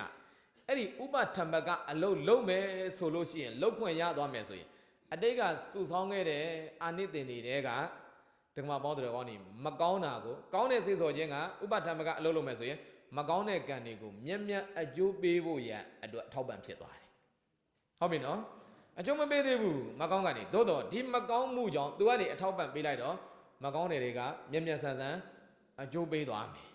ဟုတ်ပြီနော်ဓမ္မပေါင်းတော်ကောင်းနေအကျိုးပေးပြီဆိုတဲ့ကံကိုထောက်ပံ့ပြီဆိုရင်လည်းပဲအားပူပြီးတော့မှကောင်းစေတယ်ဟုတ်ပြီနော်ပေးပြီဆိုရင်လည်းပဲကြာကြာဓာတ်ကတလဲလဲပေးစေတတ်တဲ့တတ္တိမျိုးရှိတယ်တဲ့ဗျဟုတ်ပြီနော်အဲ့ဒါကဘာအလုပ်လုပ်လာလဲဥပထမကအလုပ်လုပ်တာအဲ့ဒါလိုပဲကုသိုလ်စေတနာကလည်းပဲဥပထမကအလုပ်လုပ်တာပဲကောင်းတဲ့စေဆော်ခြင်းကအရင်ကစုဆောင်းခဲ့တဲ့ကောင်းတဲ့အာနိသင်တွေကိုဝိပါကမြန်မြန်ရင့်ဖို့ပြောချင်တာကမြန်မြန်ကြက်လာဖို့မြန်မြန်ဖြစ်လာဖို့ရန်အတွက်အထောက်ပံ့ပေးတယ်ဖြစ်လာပြီဖြစ်ပြီဆိုတဲ့နေရာမှာလည်းပဲအာကြီးကြီးဖြစ်စေတယ်နောက်တစ်ခါပေါင်းတော်ကောင်းနေကြာရှည်ထက်ခါကောင်းတာတွေဖြစ်စေတယ်အဲ့ဒါကဘာလဲဥပထမကအလုံးလုံးသွားတာဟုတ်ပြီနော်ဘယ်နှမျိုးရှိသွားပြီနှစ်မျိုးရှိသွားပြီဇဏကရိုးနောက်ဥပထမကနောက်ပြီးတော့ဘာလဲဥပပိလကတဲ့ဥပပိလကကပိလကဆိုတာကတော့ဒီမှာပေါင်းတော်ကောင်းနေနှိမ့်ဆက်တယ်လို့ပြောတာဘာလို့ပြောတာလဲနှိမ့်ဆက်တယ်လို့ပြောတာပုဂ္ဂိုလ်တ attva ကိုနှိမ့်ဆက်တာမဟုတ်ဘူးကံအချင်းချင်းပြန်နှိမ့်ဆက်တဲ့သဘောမျိုးပြောတာဘာလဲကံအချင်းချင်းနားလည်အောင်ပြောရင်အားနဲ့အောင်ပြုတာတဲ့ဘာပြောအောင်ပြုတာလဲမကောင်းတဲ့ကံတတ္တိတွေလည်းရှိခဲ့တယ်ကောင်းတဲ့ကံတတ္တိတွေလည်းပဲအကျိုးပေးဖို့အစဉ်သင်းဖြစ်နေတယ်ဒါပေမဲ့လို့ဓမ္မပေါင်းတော်ကောင်းနေမကောင်းတဲ့စေဆော်ခြင်းတွေစေဆော်လို့ဓမ္မပေါင်းတော်ကောင်းနေဥပပိလကဆိုရင်ဟိုမှာကောင်းကျိုးတွေပေးမှရှိရင်မပေးနိုင်သေးဘူးတဲ့ဗျာဟုတ်ပြီနော်ပေးတာတွေကိုလည်းပဲကောင်းကျိုးများများပေးဖို့ရှိတယ်သို့တော့မကောင်းကျိုးကနေပြီးတော့မှနှိမ့်ဆက်လိုက်လဲရှင်တိုက်လိုက်ခိုင်းလိုက်ရင်အဲ့ဒီကံကအာရော့သွားတယ်အကျိုးပေးတာဟုတ်ပြီနော်အဲ့လိုမျိုးအဲ့ဒါသဘောကိုဗာလဲဥပပိလကသဘောဘာသဘောလဲဥပပိလကသဘောနောက်ရှိသေးတယ်ဗာလဲဆိုတော့ဥပဂါတကတဲ့ဖြတ်တတ်တဲ့ကံဘာလို့တတ်တဲ့ကံလဲဖြတ်တတ်တဲ့ကံဆိုတာကအကျိုးမပေးနိုင်တော့အောင်ဟုတ်ပြီနော်ဘာဖြစ်အောင်လဲအကျိုးမပေးနိုင်တော့အောင်ဖြတ်ပြလိုက်တာဒါမှတော့မက်စေတနာတွေပေါ့ဗျာဘာစေတနာတွေလဲမက်စေတနာတွေကိုဟိုတနေ့ကပြောခဲ့တဲ့အမဲပြုမရောတဲ့ကံတွေပေါ့ဟုတ်ပြီနော်တတ္တပတ္တိမဉ္ဇဉ်ရလိုက်တာနဲ့တပြိုင်တည်းစတုဟာပါဠိစဝိပမို့တော့အပယ်လေးပါးတခါပိတ်သွားပြီတဲ့ဘာဖြစ်သွားပြီလဲအပယ်လေးပါးတခါပိတ်သွားပြီဆိုအပယ်မရောက်တော့ဘူးတဲ့ဟုတ်ပြီနော်အဲ့ဒါဆိုရင်ဓမ္မပေါင်းတော်ကောင်းနေမကောင်းကျိုးတွေဖြစ်စေတတ်တဲ့တတ္တိတွေကိုပဋိတန်တေအနေနဲ့အပယ်အကျိုးမပေးနိုင်အောင်သူဖြတ်ပြလိုက်ပြီဟုတ်ပြီနော်အဲ့ဒါလိုပဲဓမ္မပေါင်းတော်ကောင်းနေဒီနေရာမှာတက္ကရာကံထားလိုက်ဖို့အနာဂံဖြစ်သွားပြီအနာဂံဖြစ်သွားရင်အနာဂံတော်အိတ်တက်ထံဒီကာမဘုံကိုဘယ်လိုမှကိုပြန်မလာတော့ဘူးအပယ်လည်းမရောက်ဘူးဒုက္ခတိလည်းပဲပြန်ပြီးတော့မရောက်တော့ဘူးဒါဆိုရင်အပယ်ရောက်စေတတ်တဲ့အကုသိုလ်ကံတွေဒုက္ခတိရောက်စေတတ်တဲ့ကုသိုလ်ကံတွေကိုပဋိတန်တေအကျိုးမပေးနိုင်အောင်သူဖြတ်ချပြလိုက်တာအနာဂမိမက်ကဟုတ်ပြီနော်အရဟတမရပြီဆိုရင်တော့ဖြင့်ကုသလံဇာဟန်နဲ့ကုသိုလ်အကုသိုလ်ကံတွေရဲ့တတ္တိတွေအကုန်လုံးကိုပဋိတန်တေအကျိုးမပေးနိုင်အောင်တတ်ပြလိုက်ပြီဘာဖြစ်အောင်တတ်ပြလိုက်ပြီလဲပရိသန္တိအကျိုးမပေးနိုင်အောင်တပ်ပြလိုက်တော့အဲ့ဒါကြောင့်မလို့ခိနာဇာတိဥသိတံပြမစရိယံဆိုတာအဲ့ဒါပြောတာနောက်တစ်ပတ်ပရိသန္တိနေစရာမလိုတော့ဘူးတဲ့ဟုတ်တယ်မို့လားဒါဆိုရင်ဒီမှာပေါင်းတယ်ဘာရှိနေပြီလဲဖြတ်စရာနီးရှိတယ်ဟုတ်တယ်မို့လားဘာလို့စရာနီးရှိတယ်ဖြတ်စရာနီးရှိတယ်ဗျဒီမှာပေါင်းတယ်အကောင်းနေသို့တော့ဖြတ်စရာနီးဆိုတဲ့နေရာမှာလည်းပဲသိကြီးတဲ့ကရုကကံဆိုတော့ဥပကတကနဲ့တတ်လို့မရဘူးတဲ့ဗျဟုတ်ပြီနော်ဘာကံဆိုရင်လဲသိကြီးလေးတဲ့ကရုကကံနဲ့ပင်စနန္ဒရိယကံ၅ပါးကိုပြောတာဘာကိုပြောတာလဲပင်စနန္ဒရိယပြင်စဆိုတာက၅ပါးအနန္ဒရိယဆိုတာကအချားမဲ့မှာအကျိုးပေးမယ်ဘာအချားမဲ့ပြောလဲဘဝရဲ့အချားမဲ့အခုလက်ရှိရောက်နေတဲ့ဘဝရဲ့အချားမဲ့မှာပရိသန္တိအကျိုးနဲ့ပေးကိုပေးမှာသူကဟုတ်ပြီနော်အဲ့ဒီကံကြီးကြတော့ဒီမှာပေါင်းနေလုံးဝဖြတ်ပြလို့မရဘူးတဲ့ဗျာအမေတတ်မိမယ်အဖေတတ်မိမယ်ရဟန္တာတတ်မိမယ်ဖယားသွေးစိမ့်တဲ့အောင် ပြုမိမယ်တန်ဃာတွေအုပ်စုကွဲအောင်တင်ခွဲမိမယ်ဟုတ်ပြီနော်အဲ့ဒီကံစေတနာစေးစော်ခြင်းကကျတော့ဓမ္မပေါင်းတယ်ဘာဖြစ်တယ်လဲအချမ်းမဲ့မှာအကျိုးပေးမယ်တဲ့အချမ်းမဲ့မှာအကျိုးပေးမယ်ဆိုတော့ဒီဘဝပြီးတာနဲ့သုတိစိတ်ပြက်တာနဲ့တပြိုင်နက်တည်းပဋိသန္ဓေစိတ်ဟုတ်ပြီနော်ပဋိသန္ဓေရုပ်သူကနေသွားပြီးအထောက်ပံ့ပြုလိုက်တော့တာသူတတ္တိနဲ့သွားဖြစ်လိုက်တော့မှာဒါဆိုဓမ္မပေါင်းတယ်ကောင်းနေအပေါ်သွားဖြစ်ခွင့်ရှိမလားအောက်ဆင်းခွင့်ဖြစ်မလားအောက်ပဲသွားဖြစ်ရတော့မှာဘယ်ပဲသွားဖြစ်ရမလဲအောက်ပဲသွားဖြစ်ရမယ်အလွန်ဆုံးလုံနိုင်လို့ရှိရင်တဲ့ဥပပိလကလောက်ပဲလုံနိုင်တယ်တဲ့ဘယ်လောက်ပဲလုံနိုင်လဲဥပပိလကလောက်ပဲလုံနိုင်တယ်တဲ့အဇတတကြီးဘာလို့လိုက်တာလဲသူ့အဖေတတ်လိုက်တာဟုတ်တယ်မဟုတ်လားဘာလို့လိုက်တာလဲသူ့အဖေတတ်လိုက်တာအနန္တရိယအချမ်းမဲ့မှာအကျိုးပေးနိုင်တဲ့ကံကြီးစေးစော်လိုက်တာအဲ့တော့ဓမ္မပေါင်းတယ်ကောင်းနေသေပြီးအချမ်းမဲ့မှာငရဲရောက်ရမှာဟုတ်ပြီနော်ငရဲရောက်တာကမှသူ့စေးစော်ခြင်းကဘယ်ထိရောက်နိုင်တယ်ဆိုတော့ဝီစီရောက်နိုင်တာဘယ်ရောက်နိုင်တာလဲဝီစီရောက်နိုင်တာသို့တော့ဓမ္မပေါင်းတယ်ကောင်းနေအဲ့ဒီနောက်မှာအမြင်မှန်ရပြီးတဲ့နောက်မှာဒေဝရလည်းပဲမြေမျိုးပြီးသွားပြီဟုတ်ပြီနော်အေးသူ့အဖေတတ်တာလည်းပဲကံစေတနာတွေကစေးစော်ပြီးသွားပြီသို့တော့ဓမ္မပေါင်းတယ်ကောင်းနေသူ့အမြင်မှန်ရတော့သွားမတတ်နဲ့ဆိုတော့မမီတော့ဘူးဟုတ်တယ်မဟုတ်လားမမီတော့ဘူးအဲ့ဒီတည်းကတော့သူအမြင်မှန်တော့ရသွားပြီနောက်တာမင်ညာဖလားတုတ်ကိုနာလိုက်တယ်နာပြီးတော့မှကြီးညိုလိုက်တာဖယားနဲ့သာသနာကိုကြီးညိုလိုက်တာပုရုဇဉ်ထဲမှာသူ့လောက်ကြီးညိုတဲ့သူမရှိဘူးတဲ့သာသနာပြုမင်းကြီးဖြစ်သွားတာသာသနာပြမင်းကနေဗာမင်းကနေလေသာသနာပြမင်းကနေသာသနာပြုမင်းကြီးဖြစ်သွားလိုက်တာပထမတန်ခါယနာတင်ပွဲကြီးလည်းပဲသူပဲဥဆောင်ပြီးတော့မှဓမ္မပေါင်းတွေပစ္စည်းလေးပါးနဲ့အထောက်ပံ့ပေးတာဟုတ်ပြီနော်ဟိုဖယားပြိဋိဘံပြုတဲ့အချိန်မှာဓမ္မပေါင်းတွေကောင်းနေကုသနာယုံမှာပြိဋိဘံပြုနေတော့ပြိဋိဘံဖယားပြိဋိဘံပြုပြီးတဲ့ဆိုတော့ပူဆွေးတဲ့တောကာတွေနဲ့တချို့ကလည်းပဲပူဇော်ဖို့ဝတ္တရားတွေနဲ့တန်ဃာတွေအကုန်ကုသနာယုံသွားကုန်ကြတာရာဇကြိုမာတွေတဝဋ္ဌိမာတွေဟုတ်ပြီနော်ကျောင်းနေဘယ်သူမှကိုလက်မကြည့်နိုင်တော့ဘူးဘုရားပရိနိဗ္ဗာန်ပြုတော့မယ်ဆိုတော့လေအကုန်လုံးထားခဲ့ပြီးတော့မှဟိုသွားပြီးတော့မှဘုရားရှင်ကိုရောမြတ်ရဲ့ဇာပနာဘွဲကြီးသွားပြီးတော့မှဆင်နွှဲနေကြတာပူဇော်နေကြတာနောက်မှဓမ္မပေါင်းတွေသာသနာမကြည်ညိုတာတွေရောမကြောက်ရွံ့တာတွေရောဟုတ်ရဲ့လားတခိုးတွေရောကြဘိုးတွေရောဖြတ်တဲ့သူကဖြတ်စီးတဲ့သူကစီးပရိဘောဂတွေခိုးတဲ့သူကခိုးဟုတ်ရဲ့လားဟိုဟာတွေဖြုတ်ယူဒီဟာတွေဖြုတ်ယူနေတချို့ကျောင်းတွေကပြိုကြတဲ့ဟာပြိုကြပြုတ်ကြတဲ့ဟာပြုတ်ကြဟောင်းနွမ်းပြီးတော့မှဖုန်နေတော်အဲ့လိုပြက်သွားတယ်အဲ့ဒါတွေအကုန်လုံးဓမ္မပေါင်းတွေကောင်းနေသူတွေ့တယ်မြတ်အဲ့ဒီအဇတတမင်းကြီးကအကုန်တကာခံပြီးပြင်သွားတာဟုတ်ပြီနော်အဲ့ဒီစေးစော်တဲ့စေတနာတွေကကုသိုလ်စေတနာစေးစော်ခြင်းတွေကအများကြီးဆိုတော့ဓမ္မပေါင်းတွေကောင်းနေသို့တော့သူအဖေတတ်လိုက်တဲ့ကံကြီးကကရုကကံကြီးဖြစ်တော့တိတ်ကြီးလေးတော့ဥပကာတကအနေနဲ့မဖြတ်နိုင်ဘူးမညံဖူညံနဲ့မရနိုင်တော့ဘူးမဖြတ်နိုင်တော့ဒါပေမဲ့အဲ့ဒီကုသိုလ်ကံတွေကနေပြီးတော့မှဥပပိလကအလုံးလို့သွားတော့ဝီစီမရောက်ဖ ೇನೆ ငရဲကိုဟိုအပေါ်နားမှာပဲကြာသွားတယ်ဗျာဟုတ်ပြီနော်ငရဲကိုတော့သွားတော့ဖြစ်ရတာပဲသို့တော့အဝီစီဒီမရောက်လိုက်ဘူးဟုတ်ပြီနော်ဓမ္မပေါင်းဆိုရင်အဲ့ဒါကအကျိုးမပေးသေးတော့မတတ်နိုင်ရင်တောင်မှအားနေအောင်တော့ပြုတယ်ဟုတ်ပြီနော်အေးအဲ့ဒါကမှဓမ္မပေါင်းဆိုတော့ကောင်းနေမက်ကံတွေမက်စေတနာတွေဖြစ်မယ်ဆိုရင်တော့ဖြင့်ဘာပြောတော့မှလဲကံတွေကိုဆိုင်ရာကံတွေကိုပဋိသန္ဓေအကျိုးမပေးအောင်တတ်ပြလိုက်တော့တာပုဒ်တိအကျိုးတော့ပေးကောင်းပေးမယ်ပဋိသန္ဓေအကျိုးမပေးနိုင်အောင်တတ်ပြလိုက်တယ်ဟောဒါဆိုရင်ဘယ်လိုတတ်တာလဲဟုတ်ပြီနော်ဒီကံတွေကဓမ္မပေါင်းတော်ကောင်းနေအကျိုးပေးဖို့အာနိသင်တွေရှိနေတာ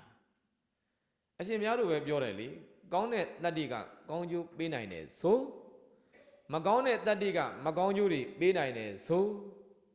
ပေးတဲ့နေရာမှာဓမ္မပေါင်းတော်ကောင်းနေလုံလောက်တဲ့အထောက်အပံ့ရမှပေးနိုင်တာလုံလောက်တဲ့အထောက်အပံ့မရရင်မပေးနိုင်ဘူးလုံလောက်တဲ့အထောက်အပံ့ကဘယ်ကနေဖြစ်တယ်လဲဆိုတော့အဝိဇ္ဇာနဲ့တဏှာကနေပဲဖြစ်တာဗျာဘယ်ကနေဖြစ်တာလဲ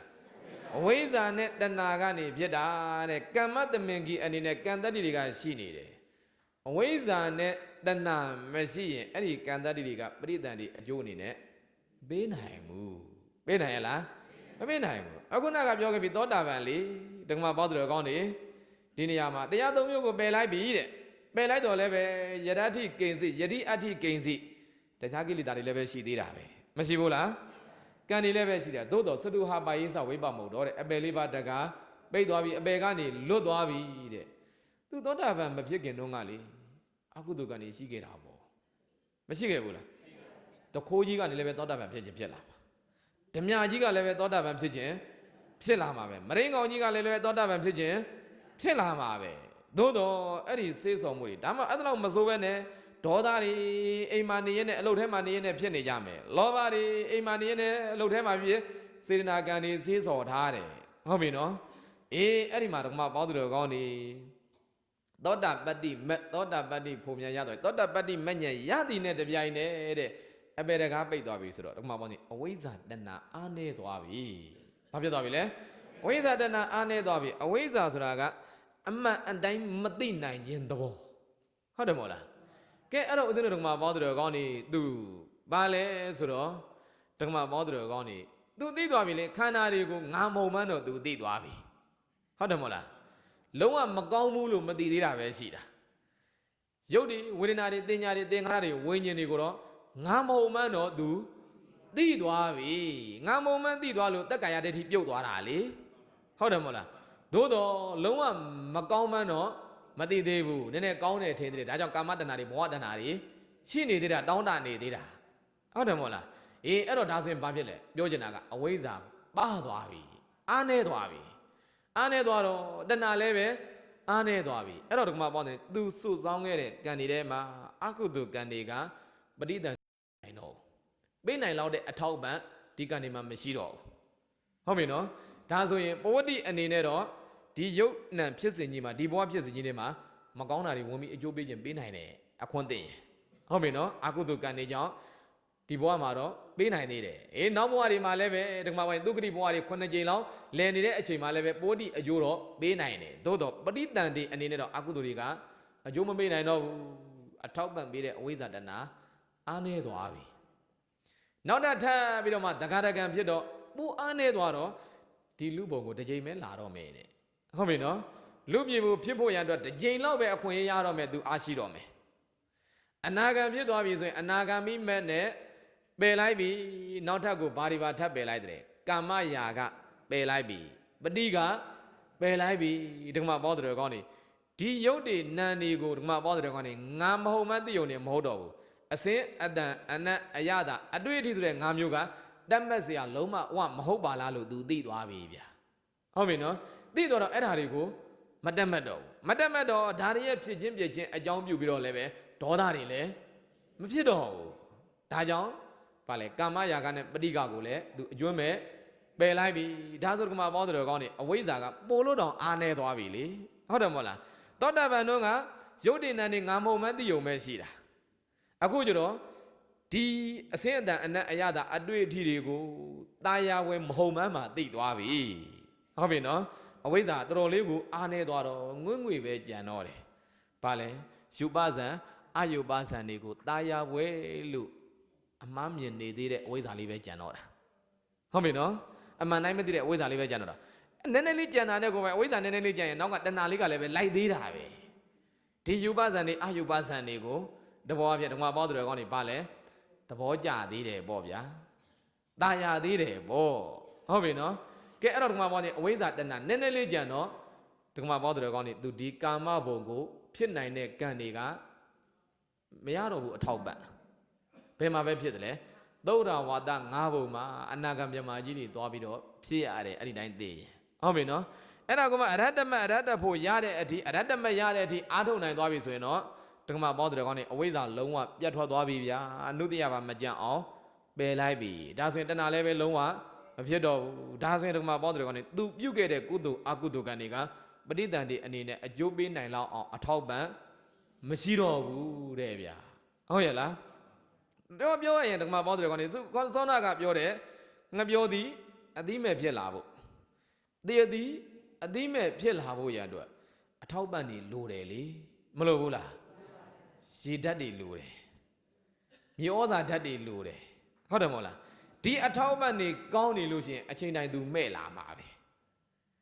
အထောက်ပံ့နေအားနေလို့ရှိရင်မဲ့ဖို့တော်တော်လေးခက်ခဲမယ်မအောင်တော့ဘူးအများကြီးဟုတ်တယ်မဟုတ်လားခတ်သေးသေးနဲ့မဲ့သွားမယ်အားနေသွားရင်ဟုတ်တယ်မဟုတ်လားအသီးကန်းကဝန်းနေပြီမျောတာကောင်းကောင်းမကြွေးဘူးရေအစိုးတာကောင်းကောင်းမပေးဘူးမရဘူးဆိုရင်အသီးကတိတ်မတန်တော့ဘူး တန်အောင်မလားအကင်းတော့ကတော့အတူတူပဲသို့တော့အသီးကြီးကအကြီးကြီးနဲ့မမဲ့တော့ဘူးသေးသေးနဲ့ပဲမဲ့တ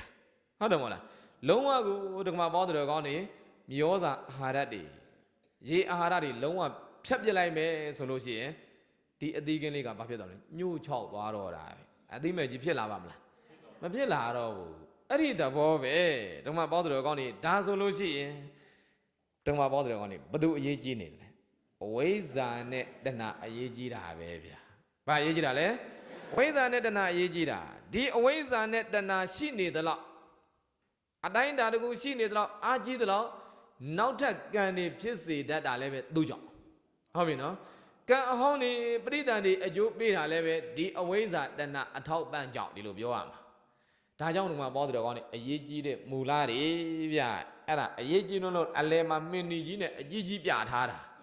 ဟုတ်ပြီနော်အနီရောင်ကြီးနဲ့ပြထားတယ်ဓမ္မပေါင်းတော်ကောင်းနေသတိပေးနေတယ်အဲ့ဒီနှစ်ပါးကအရေးအကြီးဆုံးပဲဟုတ်ရဲ့လားအဲ့တော့ဒါဆိုဓမ္မပေါင်းတော်ကောင်းနေတန်ត្រာကနေလွတ်ချင်တယ်ဆိုရင်ဒီနှစ်ခုတတ်ယုံပဲဒီနှစ်ခုတတ်လိုက်တာနဲ့အဝိဇ္ဇာတဏှာမရှိရင်ကိလေသာတွေနဲ့မပူတော့ရင်နောက်ထပ်ကံတွေမပြုတ်တော့ရင်ခန္ဓာအသစ်လည်းပဲယူစရာမလိုတော့ဘူးအတိတ်ကကံအဟောင်းတွေရှိခဲ့တာလည်းပဲဓမ္မပေါင်းတော်ကောင်းတွေကအကယ်၍မြတ်ဂရုကကံတွေမကျွလွန်ခဲ့ဘူးဆိုရင်ဘာမှပူစရာမလိုပါဘူးဒါဖြတ်နိုင်ရင်ဟုတ်တယ်မဟုတ်လားဂရုကကံတွေရှိခဲ့တယ်ဆိုရင်တော့တစ်မျိုးပေါ့ဗျာဒီထဲမှာအမေတက်ခဲ့တဲ့သူမပါပါဘူးအဖေတက်ခဲ့တဲ့သူလည်းမပါပါဘူးကဲထားပါတော့ဓမ္မပဲအဲ့ဒီကံတွေကမကျွလွန်ဘူးဆိုရင်ဓမ္မပေါင်းတယ်ကြံတဲ့တတ္တိတွေဘာလို့လို့ရတယ်အဝိဇ္ဇာတဏှာအစာဖြတ်ရေဖြတ်ရမှာဗျာဟုတ်တယ်မဟုတ်လားဘာလို့ရမှာလဲအစာဖြတ်ရေဖြတ်ရမယ်အဲ့ဒါမှကံပြတ်တာဟုတ်ပြီနော်ဘာပြတ်တာလဲကံပြတ်တာဗျာဓမ္မပေါင်းတော်ကောင်းနေအင်္ဂုလိမာလအဲ့ဒီတိုင်းထွက်ပြေးသွားတာဟုတ်တယ်မဟုတ်လားရာဇဝဘေးကနေလေဘာလို့တော့လဲထွက်ပြေးသွားတာဒါဆက်မိသွားလို့ပါမင်းညကဓမ္မပေါင်းတော်ကောင်းနေဥစဉ်ဒီမန္တလေးမြို့တဲ့ကဓမ္မကြီးတယောက်ကပုံးလာတာစကားပြောရင်းနဲ့သူ့တမက်လေးကတဲ့မေးလို့တဲ့တပည့်တော်ဘာပြန်မှမသိလို့ဖုံဖုံးစီတာသွားလို့ပြောလိုက်တယ်တဲ့ဟုတ်ပြီနော်ဟိုမှာတရားဘာသာတွေနဲ့တဲ့သူအလုပ်ထဲမှာစကားပြောရတော့ကျန်တာဘာမှမပြောတော့ဘူးတဲ့ဒီတခုတည်းနဲ့အနိုင်ယူနေတယ်တဲ့မင်းတို့ဗုဒ္ဓဘာသာကွာအင်္ဂုလိမာလာကြီးဒီလောက်လူတွေအများကြီးတတ်တာဟုတ်တယ်မဟုတ်လားမင်းတို့ကငရဲမြောက်ဘူးလို့ဟောတယ်တဲ့ဘာဖြစ်လို့မရောက်တာတော့ဆိုသူဘာမှပြောတတ်တော့ဘူးတဲ့ဟုတ်တယ်မဟုတ်လားအခုဒီနီးနဲ့ပဲအဲ့ဒါတကမှပေါင်းတော်ကောင်းနေအရင်ကလည်းပဲပြောတော့ပြောဘူးပါတယ်ညကအဲ့ဒါလေးဖုံးလာတော့ဩဒါလေးလည်းပဲပြောထားအောင်မှဖြစ်မယ်ပေါ့ဟုတ်တယ်မဟုတ်လားသူကတကမှပေါင်းတော်ကောင်းနေဒီနေရာမှာပိဿာနရိယကံဒီမကျူးလွန်သေးဘူးသူတတ်ခဲ့တာလူပေါင်းထောင်ချီနေတယ်အမေမပါသေးဘူးအမေမတတ်ရသေးဘူးဟုတ်တယ်မဟုတ်လားနည်းနည်းလေးတီတီလေးလိုတော့တာဗျာကံကောင်းခြင်းလို့ဖះနဲ့တွေ့သွားလို့ဟုတ်တယ်မဟုတ်လားအဖေလည်းပဲမပါဘူးသူတတ်တဲ့ထဲမှာရဟန္တာလည်းပဲမပါဘူးဗျာဖះလည်းပဲသူသွေးစင်းနေအောင်မလုပ်ဘူးဟုတ်ပြီနော်သူ့နေရာမှာပဲသူနေတယ်ဖះသာသနာပြုနေတာသွားမနှောက်ရှက်ဘူးဒေဝရတ်နဲ့အစာတသက်ကပဲသွားနှောက်ရှက်တာဟုတ်တယ်မဟုတ်လားနောက်ပြီးတော့ဓမ္မပေါင်းတော်ကောင်းနေတန်ခါလည်းပဲသူတင်းမခွဲဘူးသူ့လုံးမဟုတ်ဘူးကဲအဲ့တော့ဓမ္မပေါင်းတယ်ကံကြီးတွေကဂရုကကံကြီးတွေမရှိဘူးဓမ္မပေါင်းတယ်ကြံတာတွေကကြီးတယ်ဆိုပေမဲ့လို့ဂရုကအဆင့်မရောက်ဘူးမရောက်တော့ဓမ္မပေါင်းတယ်ကောင်းနေစောစောကပြောတယ်ဒီကံတွေကတော့တတ္တိတော်ရှိနေပြီဒါပေမဲ့ဓာတွေကိုပဋိသန္ဓေအကျိုးပေးစေတတ်တဲ့အထောက်အပံ့တွေသူအကုန်ဖြတ်ပြလိုက်တာဟုတ်ပြီနော်ဘာလို့ပြလိုက်တာလဲအကုန်လုံးအဝိဇ္ဇာတဏှာဖြတ်ပြလိုက်တော့ယဟန္တာပြစ်သွားတယ်ဗျာဓမ္မပေါင်းတယ်ကောင်းနေဟုတ်ပြီနော်အဲ့တော့ဦးဇင်းတို့ကပေါင်းတော်ကောင်းတွေကအင်္ဂုလိမာလပဲတော်ကြည့်နေကြတာအဲ့တော့ကမ္မတမိကီပုဂ္ဂိုလ်တွေကဒီဘဝတကူတဲ့ကန်ဆူဆောင်ခဲ့တာမှမဟုတ်တာပဲသူများသွားပြီးအင်္ဂုလိမာလအပြည့်ပြောမနေနဲ့တတန်တရာလုံးကြည့်ရင်ကိုမမှတ်မိနိုင်လို့သာကိုလည်းပဲသိမ်းပေါင်းများစွာတတ်ချင်တတ်ခဲ့ပါပဲဟုတ်တယ်မို့လားတန်ပေါင်းများစွာလည်းပဲတတ်ချင်တတ်ခဲ့မှာပဲထောင်ကနန်းကကြမှာကမှာဟုတ်တယ်မို့လားသူ့သွားကြည့်မြင်တယ်ကိုလည်းပဲကမ္မတမင်ကြီးပဲဗျာကံနေဟုတ်တယ်နော်အဲ့တော့ဦးဇင်းတို့ကပေါင်းတယ်ကောင်းနေဒီတိုင်းတာကဲအသီးကင်းတော့ဝင်လာပြီမဲ့အောင်ထိုင်ဆောင်နေရင်မဲ့သွားမှာရင့်အောင်ထိုင်ဆောင်နေရင်ရင့်လာခဲ့မှာဟုတ်ရဲ့လားဓမ္မပေါင်းတယ်ကောင်းနေကံနေတော့စေးစော်ထားပြီးပြီကဲပြန်ပြီးတော့ပြင်လို့လဲမရတော့ဘူးတတ္တိတွေလည်းပဲရှိနေပြီအကျိုးပေးတာလည်းပဲပေးပြီးသွားပြီနောက်ထပ်ပေးဖို့တွေလည်းရှိနေသေးတယ်ဓမ္မပေါင်းတော်ကောင်းနေအဲ့ဓာတွေထပ်ယူခြင်းသေးသလားမယူခြင်းတော့ရင်တော့ပြန်ဓမ္မပေါင်းတော်ကောင်းနေဒါဖြစ်စေတတ်တဲ့အထောက်ပံ့တွေကိုဘာလို့ပြရမလဲရိပ်ဖြတ်ပြရမယ်ဗျာဘယ်သူနဲ့ဘယ်သူလဲအဝိဇ္ဇာနဲ့တ တဏှာဘာလို့လဲအဝိဇ္ဇာနဲ့တဏှာအဲ့ဒါပဲဖြတ်ရမယ်ဗျဟုတ်ပြီနော်အဲ့ဒါဖြတ်ပြီးသောတာပန်ဒီအပေကနေအလွတ်ယုံသွားတယ်တက္ကရာကနေလူဘဝတစ်ကြိမ်ပဲလာမယ်အနာဂတ်နေကာမဘုံကနေကိုအလွတ်ယုံသွားတယ်သူလည်းပဲအနာဂတ်မဖြစ်ခင်တုန်းကလေလူပြည့်စေတဲ့ကံနေရှိမှာပဲနတ်ပြည့်စေတဲ့ကံနေလည်းပဲရှိမှာပဲအပေကနေမဟုတ်ဘူးဟုတ်တယ်မဟုတ်လားသို့တော်လူပြည်နတ်ပြည်မှာမဖြစ်တော့ဘူးသောတာဝါဒဘုံမှာပဲပြမကြီးတွေသွားပြီးတော့ဖြစ်တော့တယ်ဒီမှာယဟန္တာတွေလုံးဝကိုအလွတ်ယုံသွားတယ်ဗျာဟုတ်တယ်မဟုတ်လားဒီမှာပေါင်းသူတို့ကောင်းနေလည်းပဲဒီတန်ត្រာကနေအလွတ်ယုံကျင်တယ်ဆိုရင်အရေးကြီးတာဒီဘယ်သူနဲ့ဘယ်သူလဲအဝိဇ္ဇာနဲ့တဏှာဘယ်သူနဲ့ဘယ်သူပါလဲအဝိဇ္ဇာနဲ့တဏှာသူတို့ကိုလွတ်ထားမယ်ဆိုရင်တော့ဗျကံတစ်တွေလည်းပဲပြုကြပါလိမ့်မယ်ကံဟောင်းတွေကလည်းပဲအားရှိပါလိမ့်မယ်ဗျပဋိသန္ဓေကြိုးပေးဖို့ဟုတ်ပြီနော်အဲ့ဒါဆိုရင်တော့ဒီမှာဒီတက်ကြီးတဲ့ယန္တုမရှိဘူးဗျာ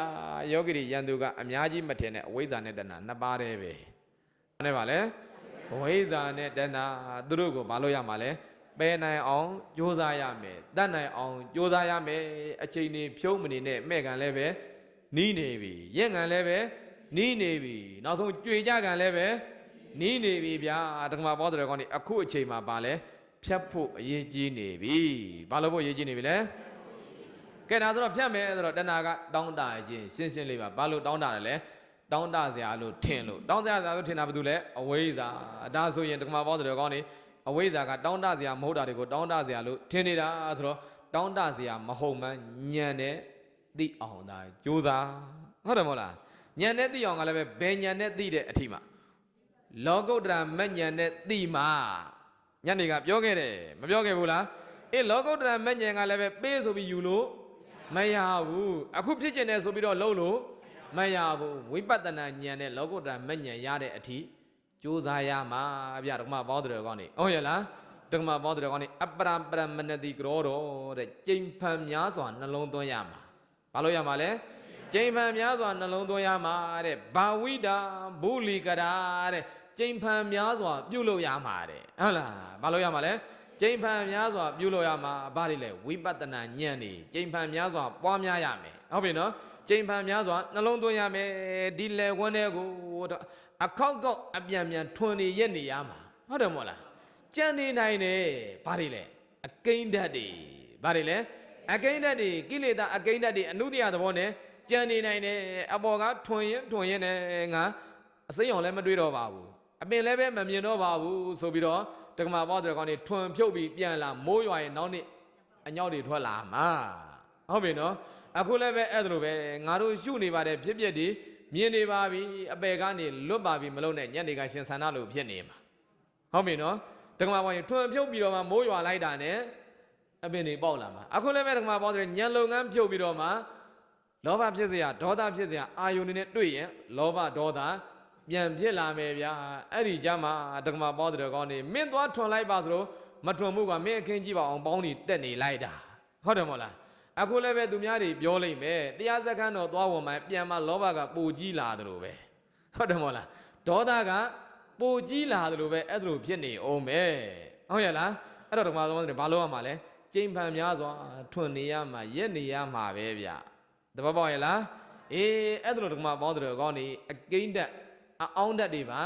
ကိလေသာနည်းနည်းမှမကြအောင်ထွန်နိုင်ရက်နိုင်ပွားများအားထုတ်နိုင်သောပုဂ္ဂိုလ်များများဖြစ်နိုင်ကြပါစေလို့မေတ္တာပို့ဆုတောင်းရင်းနဲ့ဒီနေ့ညသင်္ဍာဒီမှာပဲနားကြပါစို့